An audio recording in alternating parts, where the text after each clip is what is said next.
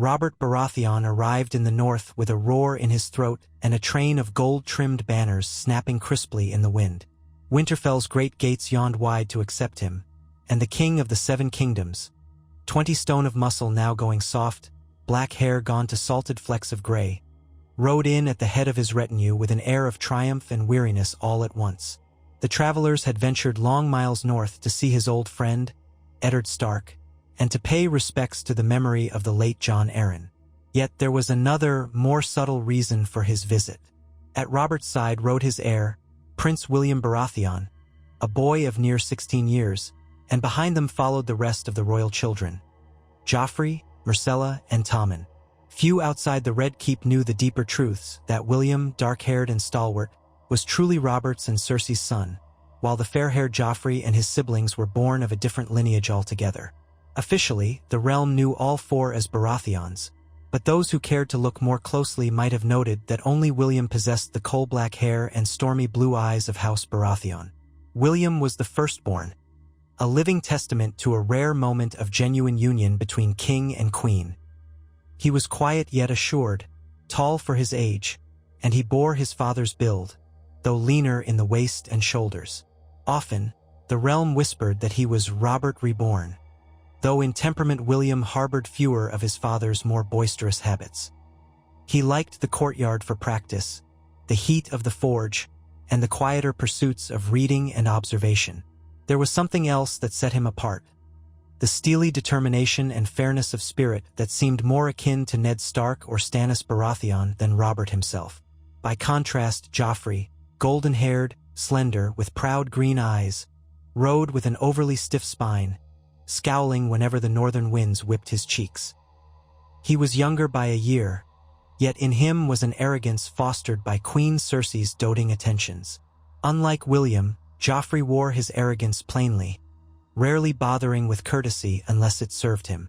To the realm's eyes, Joffrey was a second Baratheon prince, almost equal in station, though in truth he was a year younger and outranked. But no one dared to speak openly of such hierarchies in front of the king or the queen. So it was that the royal train came clattering through the gates of Winterfell, a procession of knights, squires, and Lannister guards in bright crimson cloaks, as well as Baratheon men in dark leathers. The people of the north, stoic as the chill wind, showed what courtesy they could muster. They had pinned up their banners of House Stark, the grey direwolf on a field of ice, to welcome the king. Ned Stark came forward to greet them, flanked by his wife, Lady Catelyn, and their children, Robb, Sansa, Arya, Bran, and Rickon. A hush seemed to fall over the yard as Robert dismounted, armor clattering, his grin broadening at the sight of his dear friend. "Ned!" Robert bellowed, pulling the Lord of Winterfell into a vigorous embrace. "Gods, but it's been ages. You've gotten old." Ned Stark, solemn as ever, allowed a small smile. "And you've gotten fat." Their laughter was like old times, but overshadowed by the unspoken business that had drawn them here. Robert turned, gesturing behind him. "Here is the proud fruit of my loins, Ned. My son, Prince William Baratheon." William swung down from his own steed. Despite the road dust, he carried himself with a quiet dignity that caught Ned's immediate attention. The boy bowed, albeit a bit stiffly. "Lord Stark, Winterfell is every bit as grand as the stories say. My father speaks of you often."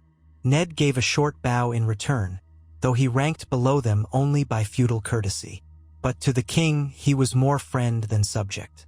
"Your Grace," he said formally, and then with warmth, "we're happy to receive all of you. I trust the road was not too rough." "Rough enough to set these bones to aching," Robert joked, slapping his belly. "But well worth the trouble." Joffrey and the other royal children dismounted behind them. Joffrey's eyes flicked around the courtyard, lingering on each face, each corner, as if he were measuring Winterfell's worth compared to the Red Keep. Myrcella and Tommen, sweet-faced, wore expressions of curiosity and shyness. Introductions proceeded swiftly. Robb Stark gave William a firm handshake, clearly eager to measure up to a prince not much older than himself. Arya hovered in the background, wearing boy's clothes with dirt on her cheeks, unashamed in front of the visitors. Sansa stood with perfect posture, her courtesy a marvel taught by septas and ladies-in-waiting. Bran, younger, gazed up at the princes with wonder. Rickon clung to Catelyn's skirts, hardly more than a toddler, squinting at all the visitors with wary curiosity. A smile tugged at the corner of William's mouth when he saw Arya's scuffed breeches and rebellious demeanor, so different from the King's Landing ladies. Meanwhile, Joffrey seemed to notice only Sansa, or more accurately, the promise of a pretty face to fluster and manipulate.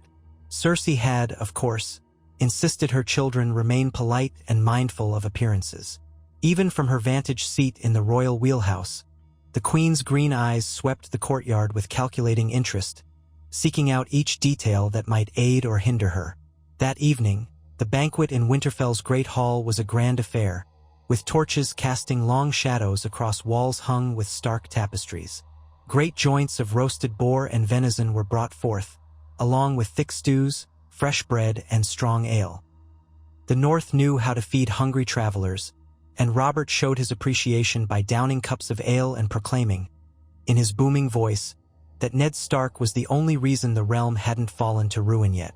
Ned accepted such raucous praise with good humor and well-hidden embarrassment. William sat at the king's side, near Ned and Robb, content to let the king and the Lord of Winterfell dominate the conversation. Yet the prince answered politely when spoken to, never raising his voice or making a brash joke. Ned, for his part, found it refreshing to see the difference in temperament between father and son. There was little of Robert's rowdiness in William, though some of the king's confidence shone through. They shared the same thick black hair, Robert's now receding, and that signature Baratheon storm blue in the eyes. Across the table, Joffrey eyed William. Something about his older brother's composure needled him. How had William become so good at winning their father's approval? Robert bragged, boasted, teased William as if the boy were already a grown man. Joffrey received the occasional pat on the shoulder. Sure, but it wasn't the same. For years, Joffrey had vied for the king's affection, only to find that the king's half-drunken retorts and forced smiles never matched the unguarded warmth Robert gave William. To Joffrey, that was an injustice. Though they were both princes, though Joffrey had the golden hair of the Baratheons of old, the family had not always produced black-haired children, so the rumor went, it was William who stood always in first place. From the high table, Cersei watched with hawk-like stillness. She was lovely as ever, but her face had grown sharper with the years. She wore her golden hair in an elegant cascade, a queenly gown of deep green embroidered with gold thread. Whenever she observed William's easy rapport with Robert, her lips would thin. She had tried, in William's younger years, to mold him into a tool of her own ambitions, but she had found him stubborn in ways she had not predicted. He was polite, respectful, but had resisted her manipulations. Where Joffrey craved her approval, William did not. He saw through her attempts to coerce him, never confronting her openly, but quietly refusing to be shaped into something he was not. In his youth, William had found a measure of attention from both his uncle Renly and from Barristan Selmy, the Lord Commander of the Kingsguard. Both men had a sense of honor that resonated with the prince, guiding him toward a code of courtesy and measured bravery. Renly had teased him, calling him my serious nephew, but he admired the boy's sense of responsibility. Barristan, on the other hand, would give him measured lessons in swordplay and speak to him about the duties of a king. William listened well, not succumbing to arrogance or shortcuts. When the dinner ended that night, the king and his men found their way to bed in a drunken haze of laughter and tall tales. William retired early, after a polite goodnight to Ned Stark and to the Stark children. Joffrey lingered, half attending to the warmth of the fires and the leftover sweets, glaring whenever he caught sight of his older brother's empty seat. Myrcella and Tommen had also bowed out, escorted by their septa to the guest chambers. Cersei retreated gracefully, her polite smile never faltering, though a certain flicker in her gaze revealed concern or annoyance. Her mind was already spinning. The notion of William forging new ties here in the north, perhaps making friends, perhaps winning hearts, was both an opportunity and a threat. If William grew too close to Ned Stark and the Lords of the North, then Cersei's other children would find themselves overshadowed. She needed to ensure Joffrey's place, if for no other reason than her own sense of pride. Joffrey, Myrcella, and Tommen were, after all, her children with Jaime, though that was known only to her twin and a few others. William was the living child of a marriage she had never wanted, but had been forced into by her father's ambitions. Once upon a time, she had managed to produce him, and for a moment in her life, she had tried to see if a marriage to Robert might yield some measure of respect or affection. It had not. She had turned away, back into Jaime's arms. But William had survived, and now that he was nearly a man grown, there was no question he was the rightful heir. The realm accepted it. He carried the look of a Baratheon, and Robert loved him. Even Tywin Lannister acknowledged William's station. So Cersei watched, weighed her options, and planned her next moves. The days that followed were busy with hunts and feasts. Robert insisted on a hunt to the nearby woods. Lord Stark provided his men, and so a great retinue rode out to flush deer, boar, and any game that might test their skill. William rode with them, wearing sturdy leather armor, a short sword at his side. He kept pace with his father easily, mindful of the king's excitement. The northern chill invigorated Robert, reminding him of days long past, the days he had marched across the land in open rebellion. Joffrey was also in the hunting party, but he rode further back, not quite able or willing to keep up with Robert's breakneck speed. A group of Lannister guards trailed him, more to keep him from mischief than to guard him from harm. At one point, as the hunting party slowed to scout the tracks of a large boar, Robert let out a hearty laugh and clapped William on the shoulder. "We catch ourselves a fine tusker. We'll feast on it tonight. You'll take the first strike, eh?" William nodded, trying not to let his father's loud mood unbalance him. "I'll do my best, father." From behind, Joffrey rolled his eyes. "If the boar doesn't gore you first," he muttered, too quietly for Robert to hear but loud enough for one of the nearby guards to shift uncomfortably. William, however, heard nothing of it, and pressed forward with the king. When the boar was flushed, the king charged, spear in hand, roaring in delight. William came alongside, letting an arrow fly into the beast's flank before it could bolt deeper into the brush. The king's spear found its mark soon after, and Robert wrestled the boar into submission with the help of several huntsmen who rushed in. Blood spattered across the grass. William's arrow had slowed the creature, and Robert's spear ended it. They returned to Winterfell triumphantly. Robert was in one of his best moods, half dragging the boar's carcass back while boasting to Ned about how fiercely the beast had fought. Joffrey glowered, overshadowed by the fatherly praises showered upon William, who, for his part, made sure to draw attention to the huntsman who had risked life and limb to help. Still, the king roared with approval. That night, they roasted the boar in the courtyard amid the swirling snow and the festive torches. In the days that followed, Ned Stark often walked with Robert in Winterfell's Godswood, or among the battlements, and their discussions turned solemn. Robert revealed that he wanted Ned to serve as Hand of the King, to replace the departed Jon Arryn. Meanwhile, Queen Cersei lurked about the castle, forging acquaintances with Lady Catelyn, though there was a subdued chill between them. The queen favored the lavish Southron ways, while Catelyn's hospitality was polite but not overly warm. William found himself drawn to the training yard. There, the Stark boys and their men practiced with wooden swords, drilled with Real steel, or shot arrows at straw targets. Winterfell's master-at-arms, Ser Roderick Castle, observed the boy with a practiced eye. This was no pampered princeling who relied solely on name and lineage. William moved with purpose, holding a sword with a comfortable grip. He lacked the polish of a seasoned knight but was far from incompetent. One morning, as William was loosening his arms and shoulders in the training yard, Joffrey and a cluster of Lannister guards entered. Joffrey watched with an upturned nose as William struck at a practice dummy. When William paused to catch his breath, Joffrey smirked. "You hit like a blacksmith. Clumsy swings." William gave him a sidelong glance. "Do you practice often?" "Of course I do," Joffrey sneered. "My training is from the masterful men of the Kingsguard. You wouldn't last a minute with me in a real bout." Ser Roderick, who was overseeing the yard, raised an eyebrow but said nothing yet. Robb Stark was in the corner practicing with a bow. He lowered it to watch the exchange, while Theon Greyjoy, ward of the Starks, also looked on with a half-grin of amusement, clearly eager to see how the princes would square off. William shrugged. "If you want to go a minute, then let's see." There was a moment of tension. Joffrey's cheeks turned a bit red, but he pressed his lips together in a thin line. He dared not look like a coward before onlookers. "Fine," he said, reaching for a wooden practice sword from the rack. "Try not to embarrass yourself." William set aside his steel blade and took up a wooden sword as well. The courtyard hushed. Servants, stable boys, and a few guards paused to watch two princes square off. Ser Roderick allowed it, though he wore a careful expression, ready to intervene if things got out of hand. They circled each other, the straw underfoot muffling their footsteps. Joffrey struck first, with a wide slash meant more to intimidate than to land precisely. William parried it easily and answered with a strike that clacked across Joffrey's guard. Joffrey stumbled back, irritation plain on his features.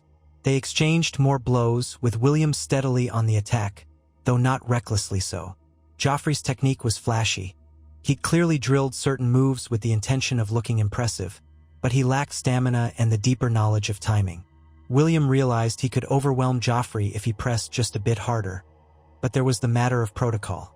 Humiliating the king's second son in front of everyone might sow dangerous resentment. And so William toned down his final blow, letting Joffrey dodge it by a hair's breadth. Joffrey seized upon that opening with a frantic thrust that might have struck William in the ribs had the older prince not sidestepped neatly. William pivoted, tapped Joffrey's wrist with a clean strike, and then brought his wooden blade to rest an inch from Joffrey's chest. The message was clear. Joffrey was beaten and in a real fight would likely be dead. A hush fell. Joffrey's eyes blazed with humiliation. He nearly swung again in anger, but something in William's calm expression told him not to. Joffrey tossed the sword aside. "This is pointless," he spat, turning away. The spectators let out a low murmur, some smirking behind their hands. Ser Roderick gave a small nod of approval to William. William only frowned slightly, knowing he had just made an enemy all the more determined to outdo him. Robb Stark went back to his archery, but Theon strolled up, offering William a congratulatory clap on the shoulder. "That was well done, Your Highness." William managed a wry half-smile. "I hope he's not too sore about it." "He'll sulk," Theon said, shrugging. "But that's none of your concern. Cersei heard of it by midday. Perhaps Joffrey whined to her, or perhaps her Lannister guards reported it. Regardless, she confronted William that evening in the gallery above the Great Hall, where a few tapestries depicted old battles of the North. William stood gazing at a worn tapestry of King Torrhen Stark kneeling to Aegon the Conqueror, as if learning from a piece of history. Cersei's footsteps echoed. She said nothing at first, letting the tension build until William turned to acknowledge her. "My queen," he said politely, bowing. He'd always addressed her in more formal terms, never simply mother, except in private occasions at court. She looked him over, her green eyes cool. "You made a scene in the yard today." "I was practicing with Joffrey. He asked for the match." "You humiliated him," she said, voice low, "in front of guards and servants. He's your younger brother, your future subject if you become king. That was unwise." William met her gaze. "I couldn't lose on purpose, Your Grace. That would only shame both of us." Cersei's lips pursed. She understood that William's victory was not a mere accident, and that he had chosen to let Joffrey lose. It stung her pride. She had nurtured Joffrey's sense of entitlement, convinced him he was destined for greatness. It grated on her that William, a child she had brought into this world but never truly loved, stood in the way. "Do you think you gain your father's favor with such displays?" she asked, voice silky and dangerous. "You already have it, do you not? Must you belittle your brother?" "I've never tried to belittle him," William said earnestly, though a hint of steel crept into his voice. "But I won't pretend to lose either." Her gaze narrowed. "What a pity you're so eager to cross me." and your father wonders why the realm is so turbulent. Consider your station carefully, William. Everyone is watching." Before he could respond, she swept away in a swirl of green silk, leaving him with the echoes of her warning. William let out a breath, wondering how he could remain in his father's good graces and keep his mother at arm's length. If the queen took offense, it could stir all manner of tensions at court. He had learned enough to know that his mother might never be a true ally, but she was still the queen and dangerous. Meanwhile, Robert continued to share cups of wine with Ned Stark, reminiscing about old wars and old loves. Ned found it both heartwarming and distressing, as Robert seemed blind to the manipulations swirling around him. In quieter moments, Robert confided that he dreaded the politics of King's Landing, that the place stank of Lannister gold and false smiles. "You, Ned, are the only one I can trust," Robert said one morning, breath smelling of ale despite the early hour. "Jay, don't start with that, Ned.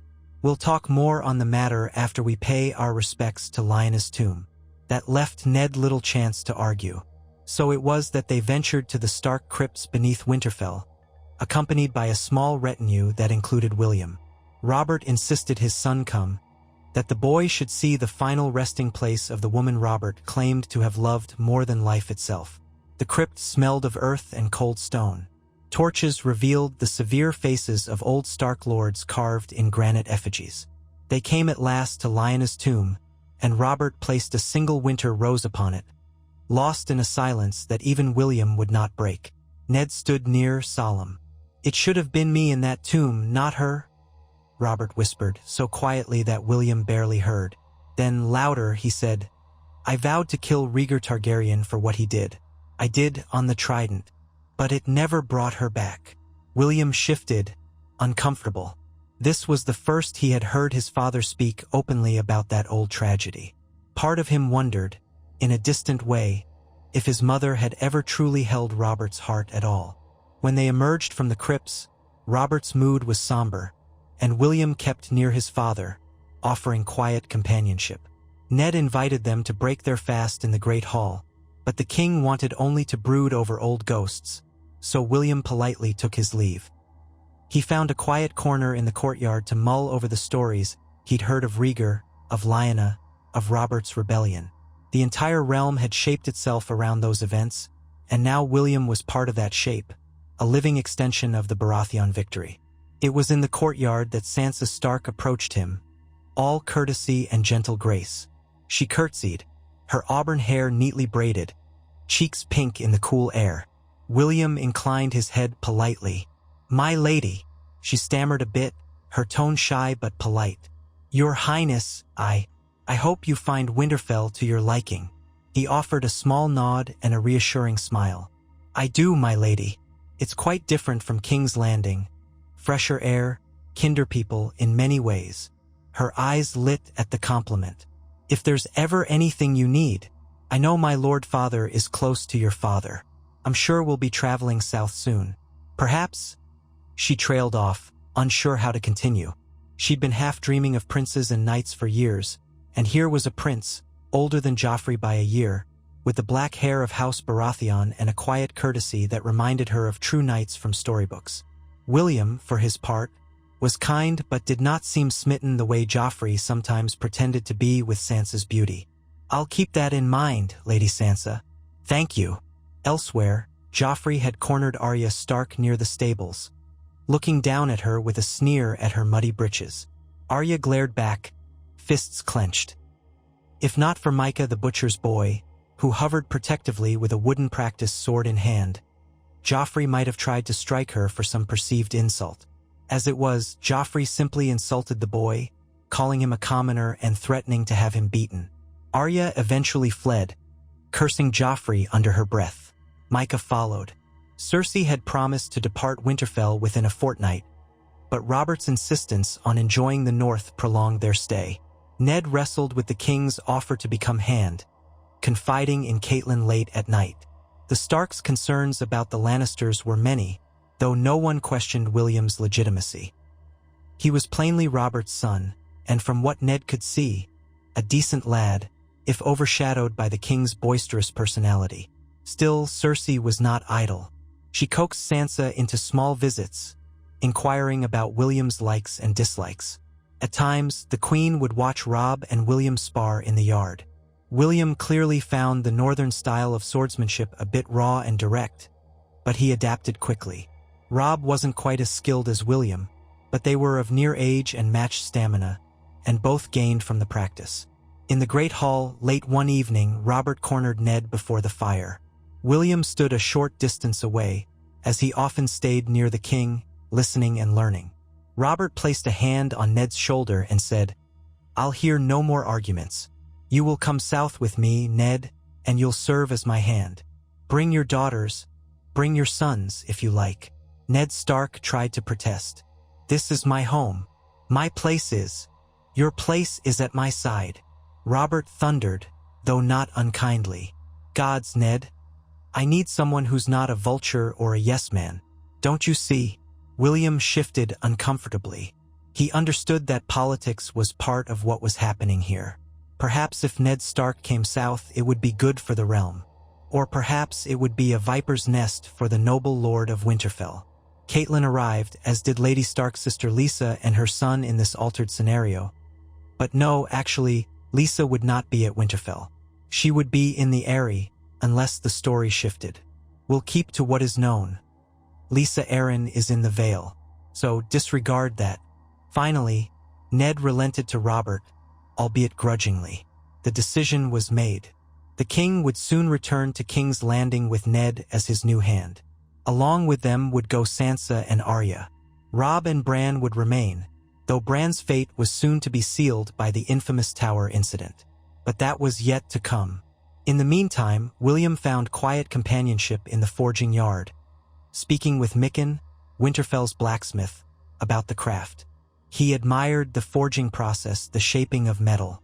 It felt honest to him, free of the duplicity of the Red Keep. Joffrey, predictably, found the forging yard dirty and beneath him, so he rarely ventured near. A day before their planned departure, a mild uproar swept Winterfell when Bran Stark was discovered lying broken on the courtyard ground near the old tower. The entire castle reeled in shock. Queen Cersei's face went white upon hearing the news, though whether from fear of discovery or actual concern was impossible to say. Jaime Lannister, her twin brother, was also on this trip, supposedly. Indeed, he was part of the King's Guard and had traveled to the north. That fateful push from the tower still happened. William heard the frantic shouts and came running, just in time to see Ned Stark kneeling beside his unconscious son, a flicker of grief and rage in his eyes. The watchers scrambled for explanations. Was the boy climbing and fell? Had he slipped? No one dared to voice that perhaps there was foul play, or that anyone in the royal party was involved. Cersei, from a distance, wore a rigid mask of concern. William noticed that Joffrey hung back, wide-eyed and uncertain. Jaime was nowhere to be found in that moment. The departure was delayed. Bran lingered in a coma, with Catelyn at his bedside. Robert grew impatient, but Ned refused to leave his son's side. Tensions rose. William tried to talk to his father, who was torn between frustration and genuine concern for the Starks. Robert might have insisted they go at once, but even he could not force Ned to abandon a son near death. Cersei saw in this delay an opening. If she could keep Ned from going to King's Landing, if she could exploit the tensions, then perhaps she could nudge Robert into naming someone else's hand. That, in turn, might protect secrets best left buried. Yet Robert was adamant. Ned Stark would be hand, or Robert would have no one. During those tense days, William visited the Stark family in their gloom. He found himself wanting to offer comfort, but knowing the situation was delicate. On one such evening, he ventured to the corridor outside Bran's chamber and found it guarded by Robb, who stood with red-rimmed eyes and a determined posture. Robb gave the prince a curt nod, lips pressed in a thin line. "Your Highness." "Robb," William said quietly, glancing at the closed door. "How is he?" Robb shook his head, voice breaking slightly. "Still no change. Maester Luwin does what he can, but Bran is." He swallowed. "We can only hope he wakes. If you're here to see him." "I am." but only if your lady mother allows it." Rob nodded and knocked softly on the door, entering. A moment later, William was ushered inside. The room smelled of herbs and poultices. Catelyn Stark sat at Bran's bedside, smoothing his hair. He looked so small and pale among the furs. A hush lay over them as William approached. Catelyn gave William a look that was half gratitude, half residual suspicion. He was a prince from the south, after all, and these were dire times. But she forced a small, polite smile. "Your Highness," he kept his voice low. "My lady, I only wanted to offer my well wishes. If I can send for any additional maesters, though I know Maester Luwin is quite competent." She dipped her head in thanks, tears brimming. "It's kind of you.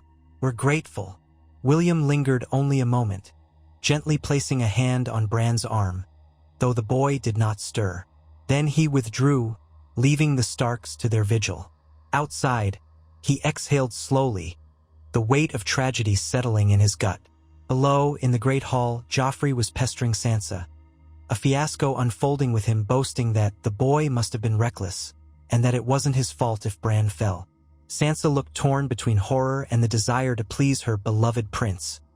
But Arya overheard and cursed Joffrey for his insensitivity. A shouting match ensued, which ended only when Ned Stark's voice cut through like a blade. "That is enough!" Word reached Robert that tensions were high, that perhaps the Lannisters were not welcome in the same measure as before. But the king brushed aside these rumors.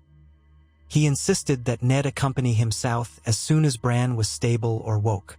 On a day that dawned cold and gray, William was training in the yard when Jaime Lannister, clad in gilded plate despite being in the north, strode in. The Kingslayer cut a dazzling figure even in the subdued northern light, all golden hair and athletic grace. He eyed William with the faintest smirk. "I hear you gave my nephew a drubbing. Good on you." William bristled at Jaime's presence. He knew Jaime was the Queen's brother, and also a Kingsguard sworn to protect Robert, yet the man rarely bothered to hide his own cynicism. "I did no such thing," William said quietly. "It was a friendly match." Jaime gave a low chuckle. "My sister wasn't pleased, but then again, she rarely is these days. You've grown taller since I last really looked at you." William said nothing. He'd heard rumors, quiet as church mice, that Jaime and Cersei were closer than siblings ought to be, but he had no proof. He simply found Jaime's presence unsettling. "Why so cold, nephew?" Jaime asked, leaning on the wooden practice sword he'd picked up. "Aren't we all one big happy family? Didn't the king decree as much?" William forced a polite tone. "I'm not cold, Sir Jaime. I'm merely focusing on my practice." Of course, Jaime said, though he made no attempt to leave. Instead, he tossed the sword up, caught it expertly, and gestured for William to spar. William hesitated, but Jaime insisted. "Come now, show me your stance." With reluctance, William squared off. Jaime let him land a few easy strikes before returning them with quicksilver speed. Even with a wooden blade, Jaime moved like a man who had perfected the sword's dance over decades. William was no match, but neither was he hapless. He managed to block several blows, surprising Jaime enough to earn a small nod of respect. Still, after a minute or two, Jaime landed a tap that would have spelled death in a real fight. Jaime lowered the sword. "You're good for your age, but you need a better teacher than Barristan or these yardmasters. Let me know if you ever want a real lesson. If you survive it, you'll improve." He gave a mocking half-bow and strode away, leaving William to nurse the bruise on his pride. At last, word spread that Bran might never wake. Winterfell's maester had done all he could.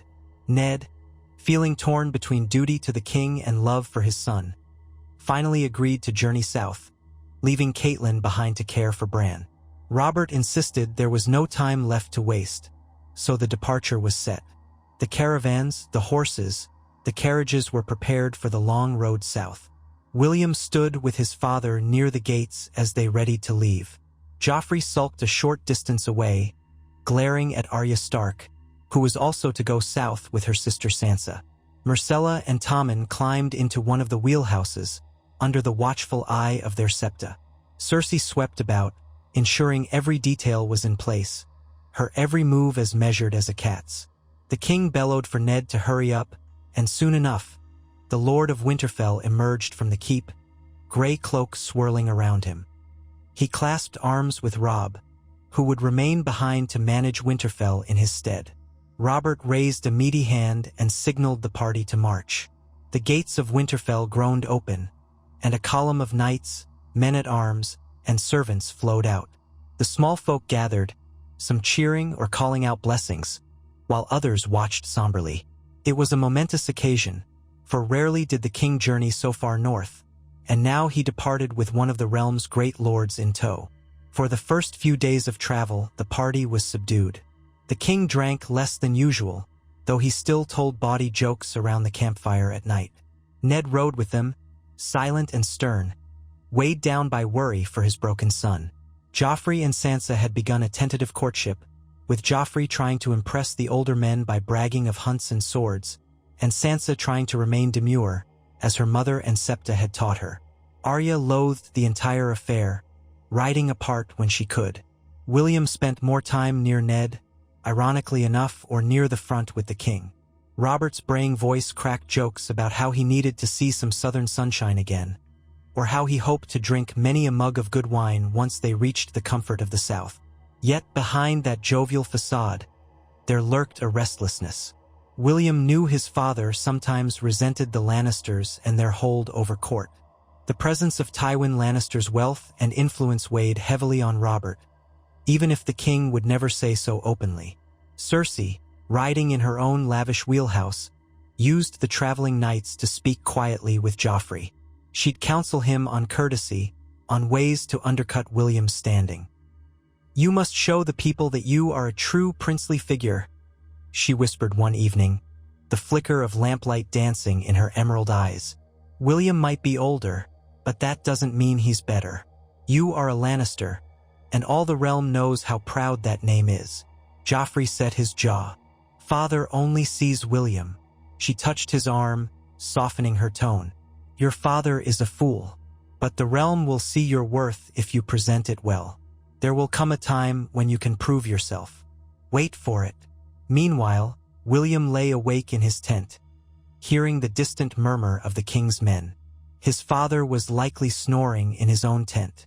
The wind sighed through the trees, and William found his mind drawn to the recollection of Bran Stark's fall. He hadn't asked the question he secretly harbored. Had it truly been an accident? And if not, who was responsible? He thought of the possibility that his Uncle Jaime might have something to do with it. The thought made his stomach churn. But he was no spymaster, and he had no evidence. Perhaps it was best left for Lord Stark to sort out. At last, the king's party reached the neck, pushing past Moat Cailin, its crumbling towers standing sentinel in the boggy swamps. Ned Stark stared at the ruin as they passed, likely recalling old tales of the fortress. Robert complained about the damp and the biting insects. William, for his part, was more curious, half imagining how fierce a defensive position the moat might have been in the days of the First Men. Crossing the neck, the weather grew warmer. South of the swamps, the King's Road was less rugged. Lush forests replaced the stunted northern pines. They made camp among taller, broader trees. Hunters brought in game, hares, birds, the occasional boar or stag. Robert's mood improved with each passing league. They arrived in a bustling village on the outskirts of the Riverlands, where the king insisted on good ale and better meat pies from an inn rumored to be the best in the region. Ned rode close with him, but William fell behind, inadvertently matching pace with Arya. She had grown bored and was riding a pony, her reins slack, looking about with bright, restless eyes. She glanced at William. "Your Highness," she said, but in a tone that suggested she disliked addressing him so. "You can call me William," he said gently. "We're not at court." She wrinkled her nose. "All right, William, then. Do you ever get tired of your brother?" He knew immediately who she meant. "Joffrey? Sometimes, yes. He's not easy to deal with." She nodded vigorously. "Sansa says he's gallant, but he's not. He's cruel. Is he always that way?" William considered his answer. "He's proud and spoiled, and Mother indulges him. Perhaps that's made him how he is, but we're taught to put on a good face in public. Arya snorted. I don't see him putting on a good face at all, just a smirk. Do you like Sansa? He blinked. She's polite and gentle. She seems a good lady. I can see how you and she might not always get along, since you're so different, but I think she means well. Arya made a face. She can keep her sewing needles.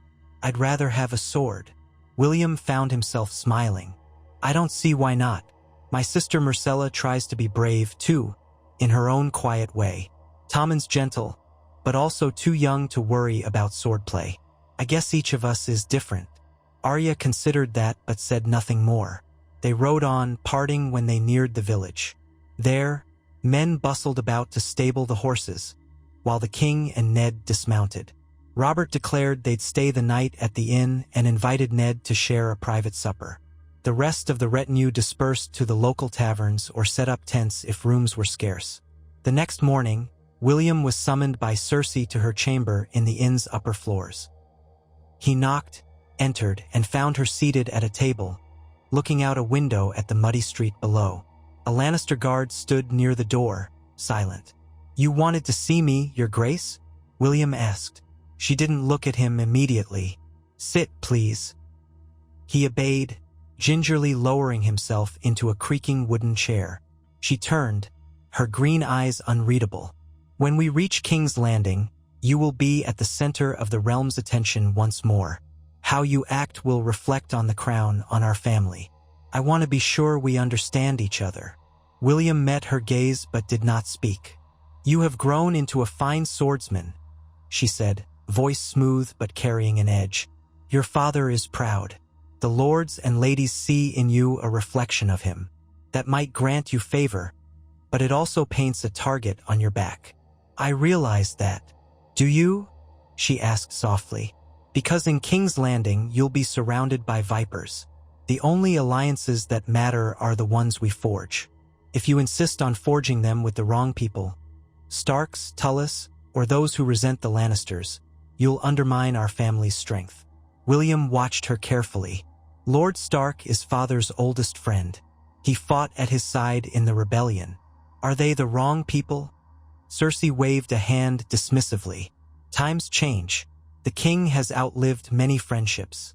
Let him name Ned Stark as hand if he must, but do not place your trust blindly in the man. The North is as cold as its people. They might wave their banners for your father, but that doesn't mean they truly follow him in their hearts. William bristled but kept his composure. What would you have me do, mother? She leaned forward. Support your father openly, yes, but privately remember. Your brother Joffrey is also a prince, and I want you two to show a united front to the realm. The small folk do not need to see any discord. He frowned. Joffrey and I haven't gotten along well for years. He wants no part of me, and the more I try to be civil, the more he... She cut him off, voice cold. He is your brother, and that is all the realm needs to see. You will not undermine him with petty squabbles or humiliations.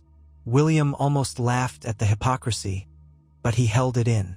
I never sought to humiliate him. See that you don't.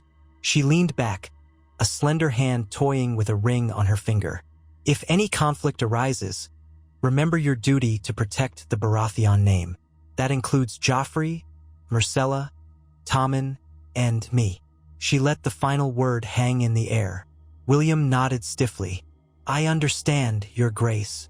She dismissed him with a flick of her hand, turning back to the window. He exhaled once outside the door, ignoring the Lannister guard's blank stare. For a moment, he wondered if it was possible to navigate these dangerous waters. In his youth, he'd harbored illusions that a rightful heir, beloved by the king, would find an easy path. But as the years went by, it became clear that the seat of power was a nest of intrigues. Even with King Robert's formidable presence, the Lannisters pulled many strings, and behind them all stood Tywin, the looming patriarch. They continued south, crossing into the Crownlands. The weather warmed noticeably, and soon they saw the rolling hills that led toward the capital. Rising before them, perched on the shores of Blackwater Bay, was King's Landing, a sprawling city of clay tile roofs and winding streets.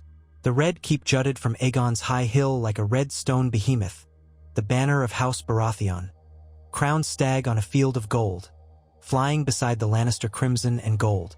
From a distance, King's Landing might look majestic, but up close, the realities of filth, poverty, and cramped streets would become evident.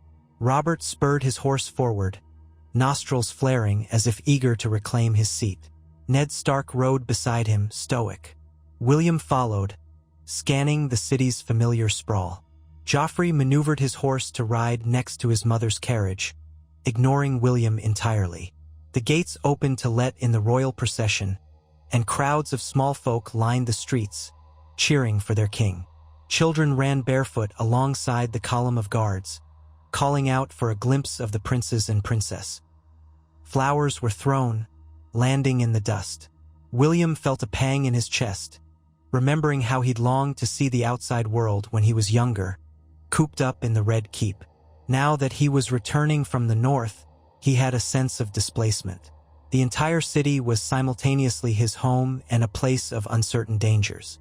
They made their way up the sloping roads to the Red Keep's massive gates.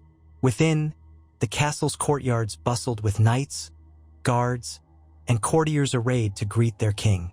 The Master of Coin, Peter Baelish, was there, along with Varys the Spymaster and Grand Maester Pycelle. Ser Barristan Selmy awaited them at the gates to the inner yard, standing with all the dignity of his office. He bowed deeply as Robert dismounted. "Your Grace," Ser Barristan said, and then a warm nod to William. "Welcome home, Prince William." William smiled slightly. Ser Barristan. Robert wasted no time in bellowing commands to servants about his baggage, telling them to find Ned Stark suitable chambers. Cersei swept from her wheelhouse and took Joffrey, Myrcella, and Tommen in hand, leading them inside. The courtiers bowed and fawned, each looking for the merest scrap of attention from the queen. William, for his part, lingered to help calm his mount and see to the stabling of the horses, ignoring the stares of a few highborn ladies who tittered behind lace fans. Inside the Red Keep's walls, the corridors seemed both familiar and suffocating. Tapestries of old conquests lined the walls, and the polished floors echoed with footsteps. Servants rushed about, carrying the baggage of the king and his entourage. Queen Cersei's presence was soon felt in every corridor as her retinue of Lannister ladies-in-waiting took over their old haunts. William found his old chamber, spacious, with a window that overlooked the city, and let out a breath of relief to see that, at least, the place had been kept tidy. That evening, a formal feast was held in the throne room to welcome the king back and to introduce Ned Stark as the new hand. William stood near the dais, wearing a doublet of black and gold, with a small golden stag embroidered over his heart. Joffrey took a place to his left in more resplendent attire, rich velvet of crimson and gold, a short cape pinned with a golden lion's head clasp. The tension between them was palpable, each giving the other only the slightest acknowledgments. Meanwhile, Sansa Stark stood in the crowd with Arya, the latter looking supremely bored. Robert ascended the Iron Throne with a grimace of discomfort. He always hated the Seat of Swords, calling it the most foolish decoration in the realm, but he played his part. The lords and ladies assembled, bowing low. Robert called Ned forward, naming him Hand of the King. The cheers were more out of duty than genuine enthusiasm, but Robert seemed satisfied enough. Cersei stepped forward to stand by Robert's side for a time, wearing a gown of emerald that matched her eyes. She offered a small speech welcoming Ned and praising House Stark. If there was a subtle lack of warmth, only the keenest observers might notice, and William, standing behind them, was one such observer. When the official ceremony concluded, the feast began in earnest in the Great Hall. Tables groaned under the weight of roast meats, fresh fish from Blackwater Bay, spiced wine, and honeyed fruits. The noise was a cacophony of talk and laughter. Musicians played near the dais, their tunes lost beneath the chatter. William found himself approached by Peter Baelish, the Master of Coin, known to many as Littlefinger. Baelish wore a mocking smile. "Prince William, it's been some time since you graced us with your presence." The north must have been an exciting journey. William inclined his head politely. It was. Lord Stark's hospitality is second to none. Baelish smiled thinly. Oh, indeed. He's a man of principle. Perhaps you can teach him that King's Landing sometimes demands flexibility. William arched an eyebrow. I'll leave the teaching of that to you, Lord Baelish. Baelish gave a little laugh. A wise prince indeed. Do enjoy the feast, my prince. Perhaps we'll talk more in private sometime. I'd be most interested in your insights. He moved on, leaving William to wonder what angle he was playing at. Next, Grand Maester Pycelle shuffled over, bowing stiffly and pontificating about the joys of having both Baratheon princes in the capital. William nodded politely, feeling stifled by the forced courtesies. He excused himself, taking a goblet of watered wine, and wandered to the edges of the hall. There, near the grand columns, Ned Stark stood alone for a moment, looking more uncomfortable than William felt. Lord Stark, William said quietly, drawing near. Ned offered him a polite smile. Your Highness, I hope you don't mind me saying that I'm glad you've come to the city. The king needs someone he can trust. Ned inclined his head. I'll do my duty as best I can, and I appreciate the sentiment, but please call me Ned.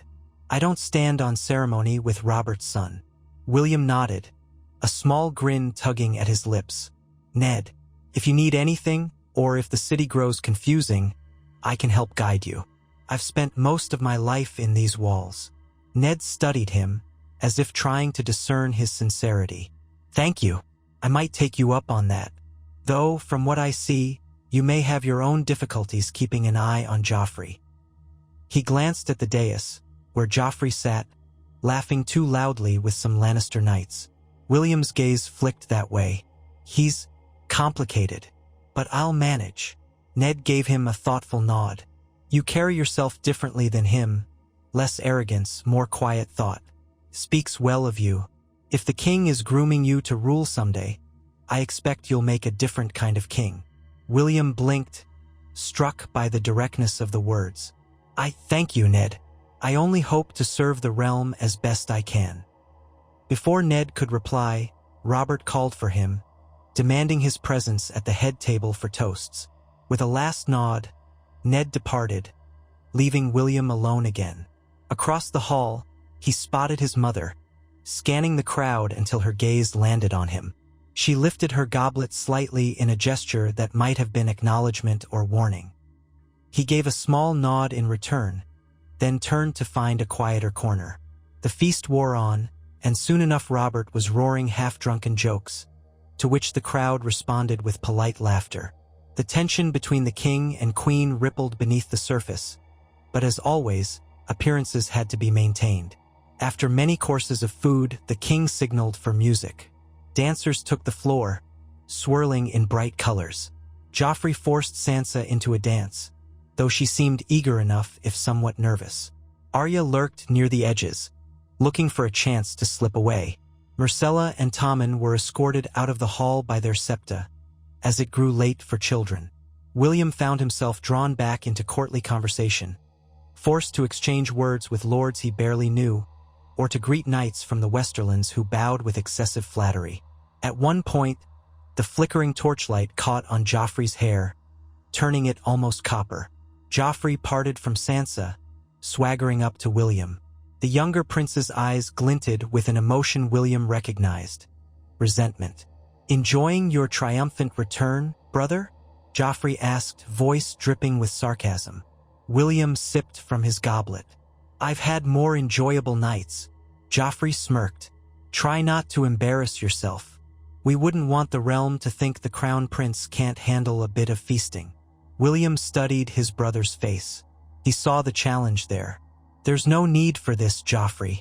If you want to spend the night dancing and impressing the ladies, go on. I won't stop you. Joffrey's lip curled. You won't stop me. Don't pretend you can. Mother wants us to put on a united front, but don't think I've forgotten your little sword demonstration in Winterfell. Next time, I won't hold back. William held the younger prince's stare. If you want a proper duel, name the time and place. But don't do this petty sniping, Joff. We're both princes of the realm. Joffrey let out a hollow laugh. So you say, but we'll see who the people really prefer. He spun away, returning to Sansa with forced elegance. The evening ended in a swirl of drunken lords, half-eaten platters of food, and the king stumbling off to find his bed, bellowing for more wine as he went. The queen departed earlier, likely to her own chambers. Ned Stark took his leave quietly, determined to start his new duties sober and early. William retired to his room. He looked out the window at the city lights below, aware that everything was about to grow far more dangerous. The rivalry with Joffrey was one thing, but the tension with his mother, the mysteries swirling around the fall of Bran Stark, and Ned Stark's new position as Hand, these all pointed to storms on the horizon. And storms, he reflected grimly, were the domain of House Baratheon. Over the next days, Ned Stark took up the responsibilities of the Hand, diving into ledgers, accounts, and matters of state.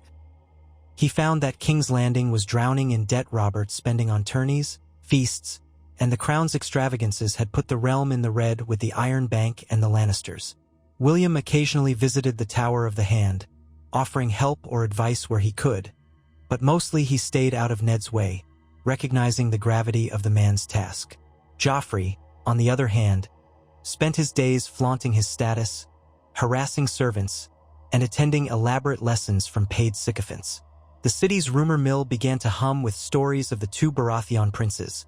The older one was the king's favorite and rumored to be strong as a young bull, while the younger one was the queen's darling, cunning, and proud. Which would the realm look to in time? Which would prove the stronger?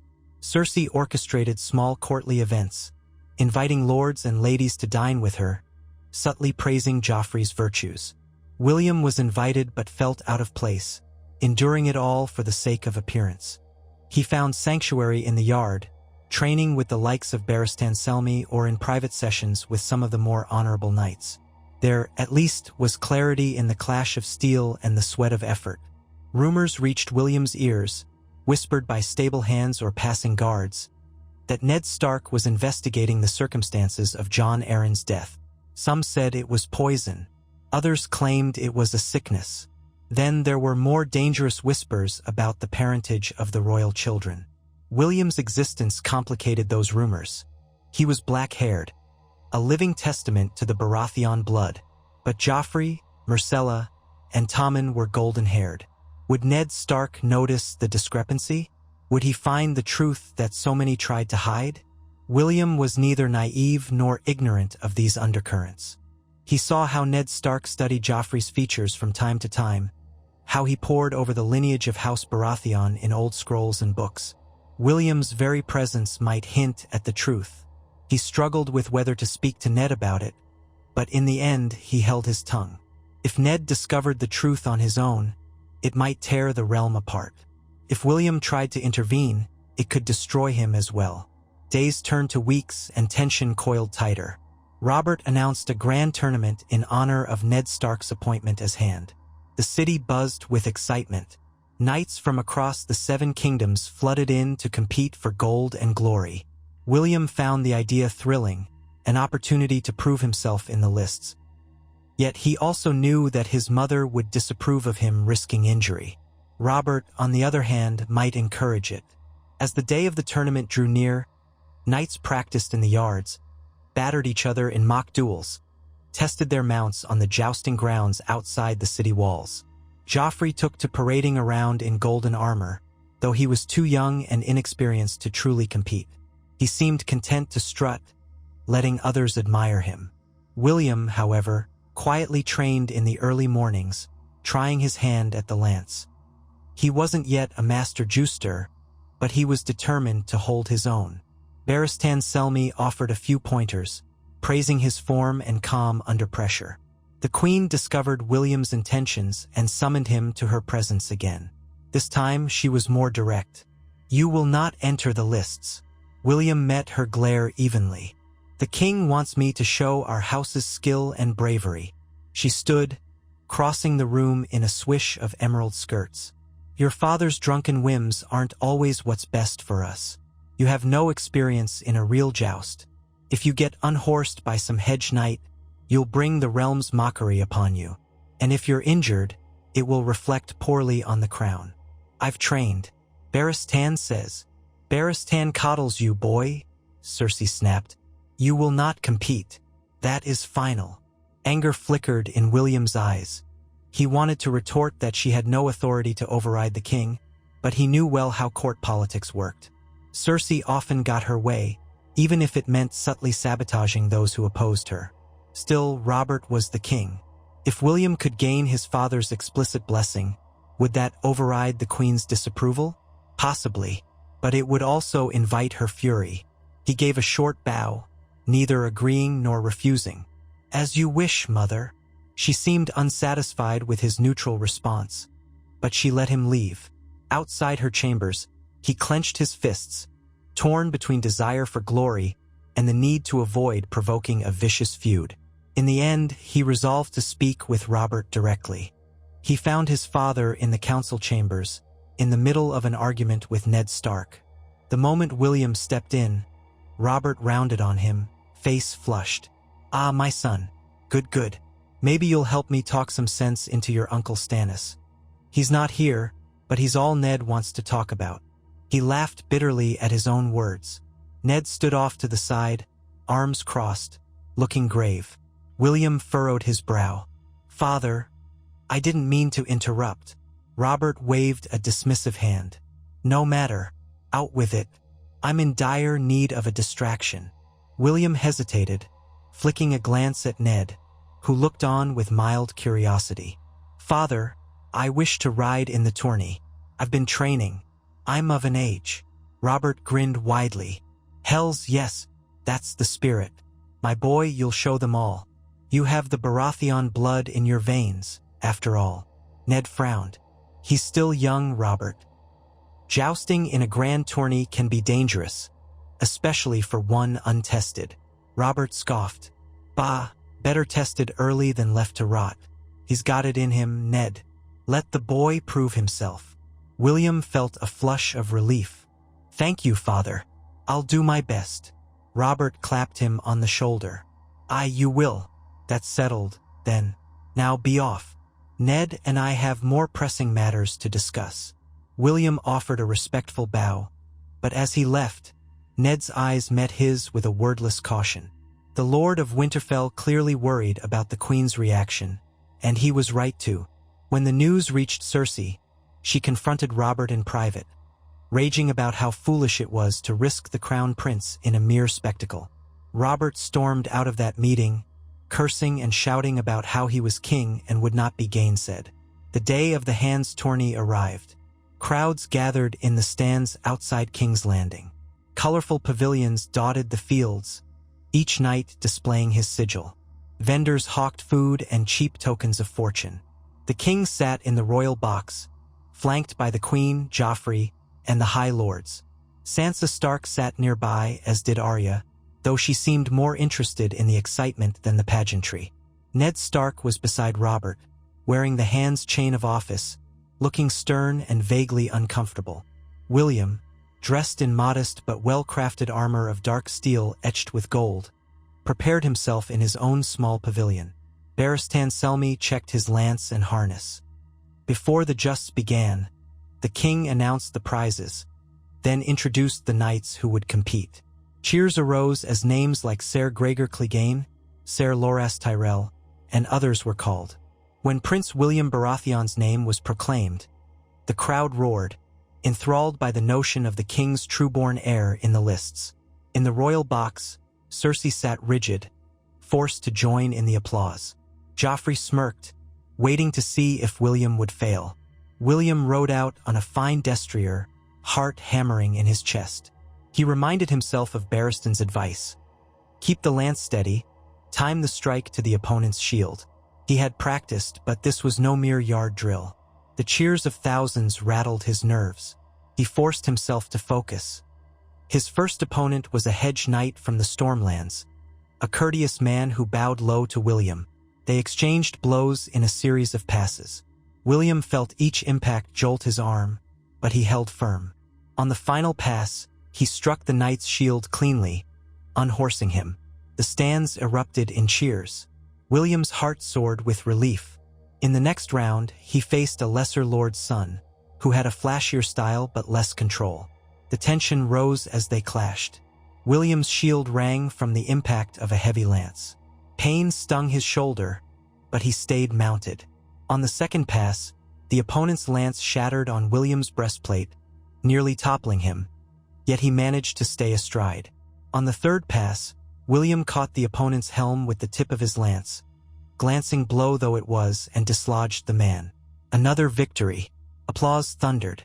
In the royal box, Robert roared with approval, while Cersei's face was like stone. Joffrey watched with tight-jawed interest. Ned Stark's expression showed both admiration and concern. Arya hooped and hollered, ignoring Sansa's pleas to remain ladylike. Then came the quarterfinals. William found himself facing a seasoned knight from the Westerlands. This man was no raw competitor. He'd fought in many tourneys. The first pass ended with both men still mounted, though William felt the force of a battering ram strike his shield. He reeled, a numbness creeping into his arm. The second pass was even harder, lance splinters flying. William's shield cracked, and the pain in his shoulder flared. Gasping for breath, he switched to a fresh lance for the third pass. The stands fell into a hush of anticipation. They thundered toward each other. William steadied his lance, aiming for the sweet spot on the knight's shield. At the same instant, the knight angled his own strike high toward William's upper chest. The impact was bone-shaking. William's world spun as he felt the blow slam into his armor. Stars danced across his vision. He barely registered his lance hitting the knight's shield. Then, all of a sudden, he was falling. He struck the ground hard, the breath torn from his lungs. His helm rang like a bell, and a wave of dizziness flooded him. The crowd roared, half in excitement, half in dismay. In the royal box, Robert leapt to his feet, bellowing, "Get him up! Where are the maesters?" Cersei clutched the arms of her seat, her face a tempest of emotion.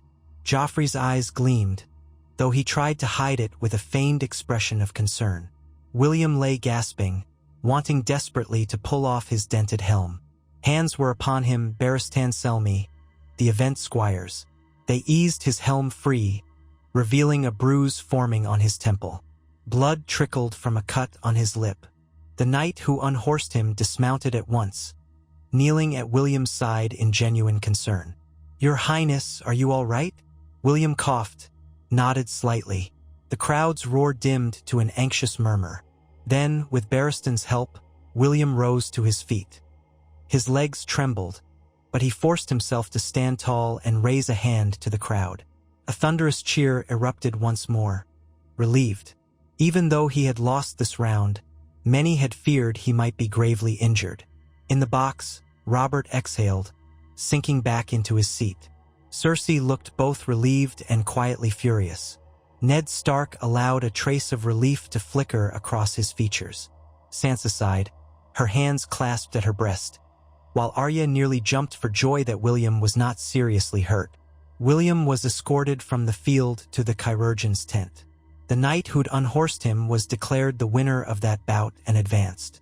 But as they removed William's breastplate, Barristan said quietly, "You did well, my prince. Better to lose and walk away than to take a mortal blow." William grimaced as the chirurgeon checked his bruises. "I'll remember that. Thank you, Ser Barristan."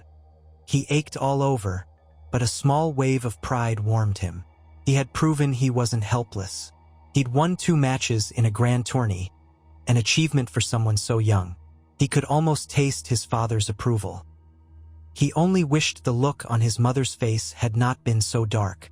Indeed, that night, while Robert feasted the victors and shared in the revelry, William was summoned to the Queen's Solar. There, she raged at him for his foolishness, warning him that next time he might not be so lucky. William stood, shoulders stiff with pain, while Cersei's words lashed him like a whip. He gave curt, polite answers, unwilling to show weakness. In the end, she dismissed him with a final snarl. "You will remember who truly guides this family, William.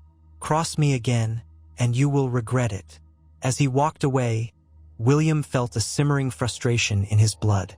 He was tired of being pulled in opposing directions, father demanding one thing, mother another, with the entire realm watching. Yet, beneath his frustration, there was a faint sense of determination. He was the crown prince and a Baratheon in truth. If a storm was gathering, he would weather it, no matter which lions roared in protest. So began William's life anew in King's Landing.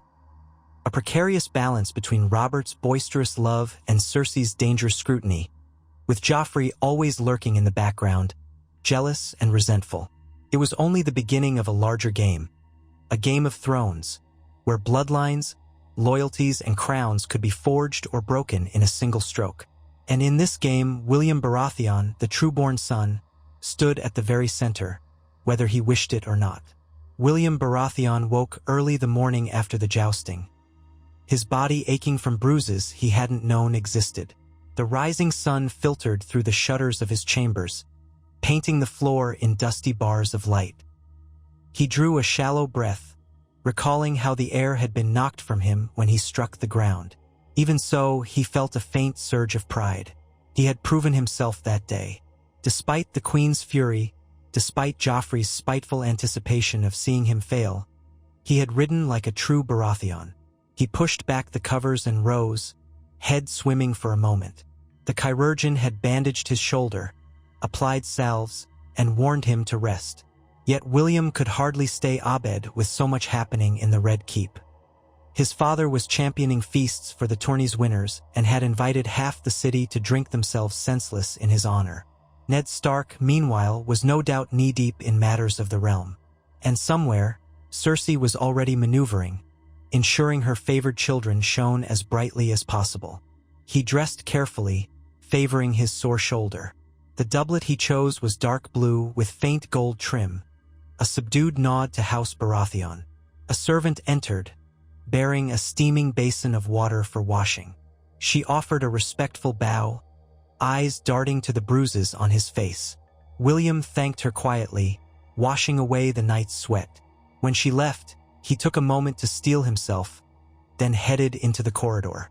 He found the Red Keep bustling with post-tourney excitement. Servants hurried past, delivering fresh linens and mead to the Great Hall for the next round of feasting. Guards in Lannister crimson patrolled with the casual arrogance he'd grown to expect, while others in the Baratheon colors stood more stiffly at attention. Beyond the windows, the morning light glistened off the Blackwater, and bells sounded faintly in the distance, beckoning worshippers to the city's steps. He caught a glimpse of Joffrey further down the hall, flanked by two members of the Kingsguard. One was the Hound, Sandor Clegane, massive and scarred, the other a lesser-known knight who had been assigned to the younger prince for the duration of the tournament. Joffrey wore a smug expression, though William could see tension beneath it. Perhaps the younger prince had hoped for a greater humiliation the day before. Their eyes briefly met. Joffrey gave a half-sneer and turned away, continuing on his path, as if his older brother were of no consequence.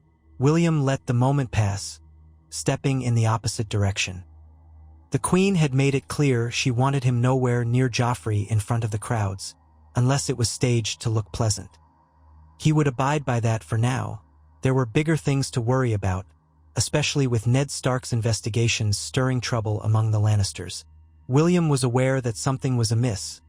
Small remarks about the royal line, hushed references to the late Jon Arryn's final movements, rumors of a book of lineages. William suspected Ned had discovered that Joffrey, Myrcella, and Tommen were not Robert's children, at least not by blood. And if that truth came to light openly, everything would explode. He crossed the yard to find the king. The practice yard still showed signs of the tournament's aftermath. Broken lances, scattered straw, a few knights sparring languidly, complaining of too much wine. In the distance, he saw Ser Barristan Selmy instructing two younger squires in swordplay. The old Kingsguard spotted William and gave him a respectful nod, which William returned gratefully. Outside the yard's gates, Robert Baratheon was already visible, sitting astride a fine black stallion, wearing a cloak trimmed with white fur. Ned Stark was at his side, looking grave as ever. A dozen guards waited in formation behind them, their horses shifting impatiently. William approached with a slight limp, ignoring the throb in his shoulder. Robert spotted him and broke into a broad grin. "Ah, there's my warrior son. Bruised like a ripe plum, I see." He gave a hearty laugh. "Are you planning to ride out with us?" William dipped his head in greeting. "If you'll have me, father." Ned nodded in approval. "A bit of fresh air might do you some good, my prince, though you should take care with that shoulder." Robert snorted. "He's a Baratheon, Ned. Tough as boar hide. We're hunting in the Kingswood, nothing too strenuous. It's more to clear the stale taste of the city from my mouth than anything else." He spurred his horse forward. "Mount up, William, or you'll be left behind." William borrowed a sturdy chestnut gelding from the stable and eased onto its back, mindful of the twinge in his shoulder. The group set off through the city gates, winding along cobbled streets that led out of King's Landing. Small folk paused to bow or cheer, calling out well wishes. Some recognized William from the joust, though only a day had passed since he'd been unhorsed. He forced a polite smile in return, focusing on staying upright in the saddle. Despite the aches, the bright morning sun and the prospect of open air were a welcome relief from the enclosed corridors of the Red Keep. Once outside the city walls, they galloped for a time, savoring the wind. Robert laughed loudly, the sound echoing among the hills. Ned and William rode close behind, while the guards followed at a respectful distance. The Kingswood was lush in early summer, its leaves casting a mosaic of light and shadow across the forest floor. Birds flitted among the branches, and the smell of damp earth brought a sense of calm. Robert guided them off the main road to a narrower path. The king seemed in better spirits than William had seen in days. Perhaps the simple pleasures of riding and hunting soothed him. Soon, they reined in by a shallow stream. Robert hopped down heavily, his face flushed from the ride. "We'll rest here," he announced, "and see if we can catch a boar or deer. I'm starving." Ned dismounted more gracefully, removing his gloves. "We should be careful venturing too deep. The Kingswood can hide outlaws." Robert shrugged, unbothered. "I have enough steel behind me to frighten away any scoundrels." "Come on, Ned, lighten up." William slid from his saddle, wincing only slightly. The handful of guards spread out, some tending the horses, others scouting the tree line. Ned eyed William with mild concern. "You sure you shouldn't be resting?" "I'll rest enough tonight," William said, determined not to appear weak. He took a water skin from his saddlebag and drank, letting the cool liquid soothe his throat. Already he could sense the day warming, the southern sun far different from the north's chill. They waited in the green hush of the woods while a few of the guards scouted further. One guard returned, reporting a small clearing ahead with signs of deer. Robert brightened at once, rummaging in his saddle for his boar spear. Ned sighed but yielded to the king's excitement, taking up his own bow. William had a simpler spear, one he used for hunting practice. Though his shoulder complained at the thought of hefting it, he would not let Robert see him hesitate. Before they advanced, Robert stepped aside with Ned, speaking in low tones. William lingered by the horses, letting them have privacy. His father's voice rose occasionally, then fell again, as if they were debating some matter of import. William picked out fragments of their words, something about debts, the Lannisters, and the boy, but it was too faint for him to understand fully. Moments later, Robert strode back, frustration etched on his face. He forced a grin. "Shall we hunt, then? Enough talk of politics. If I have to hear one more complaint about the crown's coffers, I'll go mad." He clapped William on the back, the blow jolting his bruised ribs, but William managed not to wince. They ventured into the clearing. Dappled sunlight illuminated patches of grass where a pair of deer grazed, one a young buck, the other a doe. Sensing the humans, they lifted their heads, ears twitching. Robert signaled everyone to hold. Slowly, Ned raised his bow, drawing the string back with practiced care. He loosed an arrow. The buck sprang aside, but the arrow caught it through the flank. With a startled cry, the deer bolted, leaving a spray of blood. Robert let out a triumphant whoop and barreled forward, spear at the ready. William followed, steps cautious but swift. The chase did not last long. The wounded buck collapsed near the far edge of the clearing, panting heavily. Robert finished it with a quick thrust of his spear, ending its suffering. Then he knelt by the fallen deer, pressing a hand to its flank, letting out a sigh that was part exhilaration, part sadness. "Beautiful creatures," he murmured, "but damned tasty too." A few of the guards rushed to begin dressing the kill, while Ned and William looked on. Robert wiped his brow, sweat glistening. "We'll take our share back. Perhaps the cooks can roast a haunch for tonight. A smaller feast, just for the household." William nodded. He glanced at Ned. "Do you want to track the doe?" Ned shook his head. "We've enough from this one. No need to be greedy." Robert stood, planting the butt of his spear in the grass. "That's Ned for you, always so measured. If it were up to me, I'd chase down every last beast in these woods." He paused, catching his breath. "But I suppose we should head back soon. I've a council meeting I'm already dreading." Ned allowed a small smile, though worry still lined his brow. "As you say, Your Grace." They started the journey back, the buck draped across a horse. The guards remained alert, scanning for any threat. William walked beside Ned for a time, letting Robert ride ahead. The older man seemed deep in thought, gaze flicking to William occasionally, as though weighing whether to speak. Finally, he cleared his throat. "I know you're aware that I've been investigating the circumstances of Jon Arryn's death, and more." William tensed. "I've heard rumors," he admitted softly. "Why are you telling me this, Ned?" Ned's voice was subdued. "Because I think you're an honest lad, and I believe you have a right to know that I found inconsistencies in the lineage of the royal children. Your mother's children." He gave William a meaningful look, hesitant but resolute. William felt a cold knot form in his stomach, though he kept his face still. "Joffrey, Myrcella, and Tommen," he said, trying to sound calm. "Inconsistencies." Ned nodded gravely. "You must have noticed, even if you never gave it voice. The Baratheon line typically bears black hair. You do, and clearly you're your father's son. But the others—" He let the words trail off. "I have reason to believe they are not the king's blood." William let out a slow breath. He had known, on some level, for years. He wasn't blind to the whispers, nor had he missed how Jaime Lannister hovered around his mother. Yet hearing Ned Stark put it into plain words made it feel more dangerous, more real. "You have proof. Enough to convince me," Ned said, voice low. "Jon Arryn was gathering records, and I followed the same trail. It all points to one conclusion: your mother's relationship with her brother. It would mean Joffrey, Myrcella, and Tommen have no claim to the Iron Throne." William's heart pounded. If this knowledge spread, it would mean open war with House Lannister. "And what do you plan to do with this knowledge?" he asked. Ned looked troubled. "That depends on the king.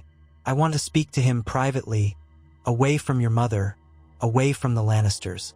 This is treasonous knowledge if spoken aloud. But I cannot let the realm continue under a false line of succession." William's mouth felt dry. He glanced ahead, where Robert was laughing with a guard, ignorant of the tension behind him. "He'll be furious," William said softly. "He might do something rash." "Perhaps," Ned conceded. "But he deserves the truth. He is your father, he loves you. I only ask that if things go poorly, you protect yourself. The Lannisters will act decisively to keep their secrets hidden. If it comes to war—" William's throat closed momentarily. "War," he repeated, feeling the weight of the word. "If it's known that Joffrey and the others are not his children, father might do something to my mother." Ned's jaw tightened. Robert hates Cersei, but he still fears Tywin Lannister. There's also the question of what would become of Joffrey, Myrcella, and Tommen. They are innocent of their own parentage, though Joffrey's malice is another matter. Regardless, the king could order their executions for treason or hold them hostage. It could spiral into bloodshed on both sides. William swallowed hard, imagining Tommen's wide blue eyes Myrcella's gentle smile. Even Joffrey, hateful though he could be, was still a boy. "I don't want them harmed," William said, voice trembling slightly. "They're my siblings, even if not by blood." Ned's gaze softened.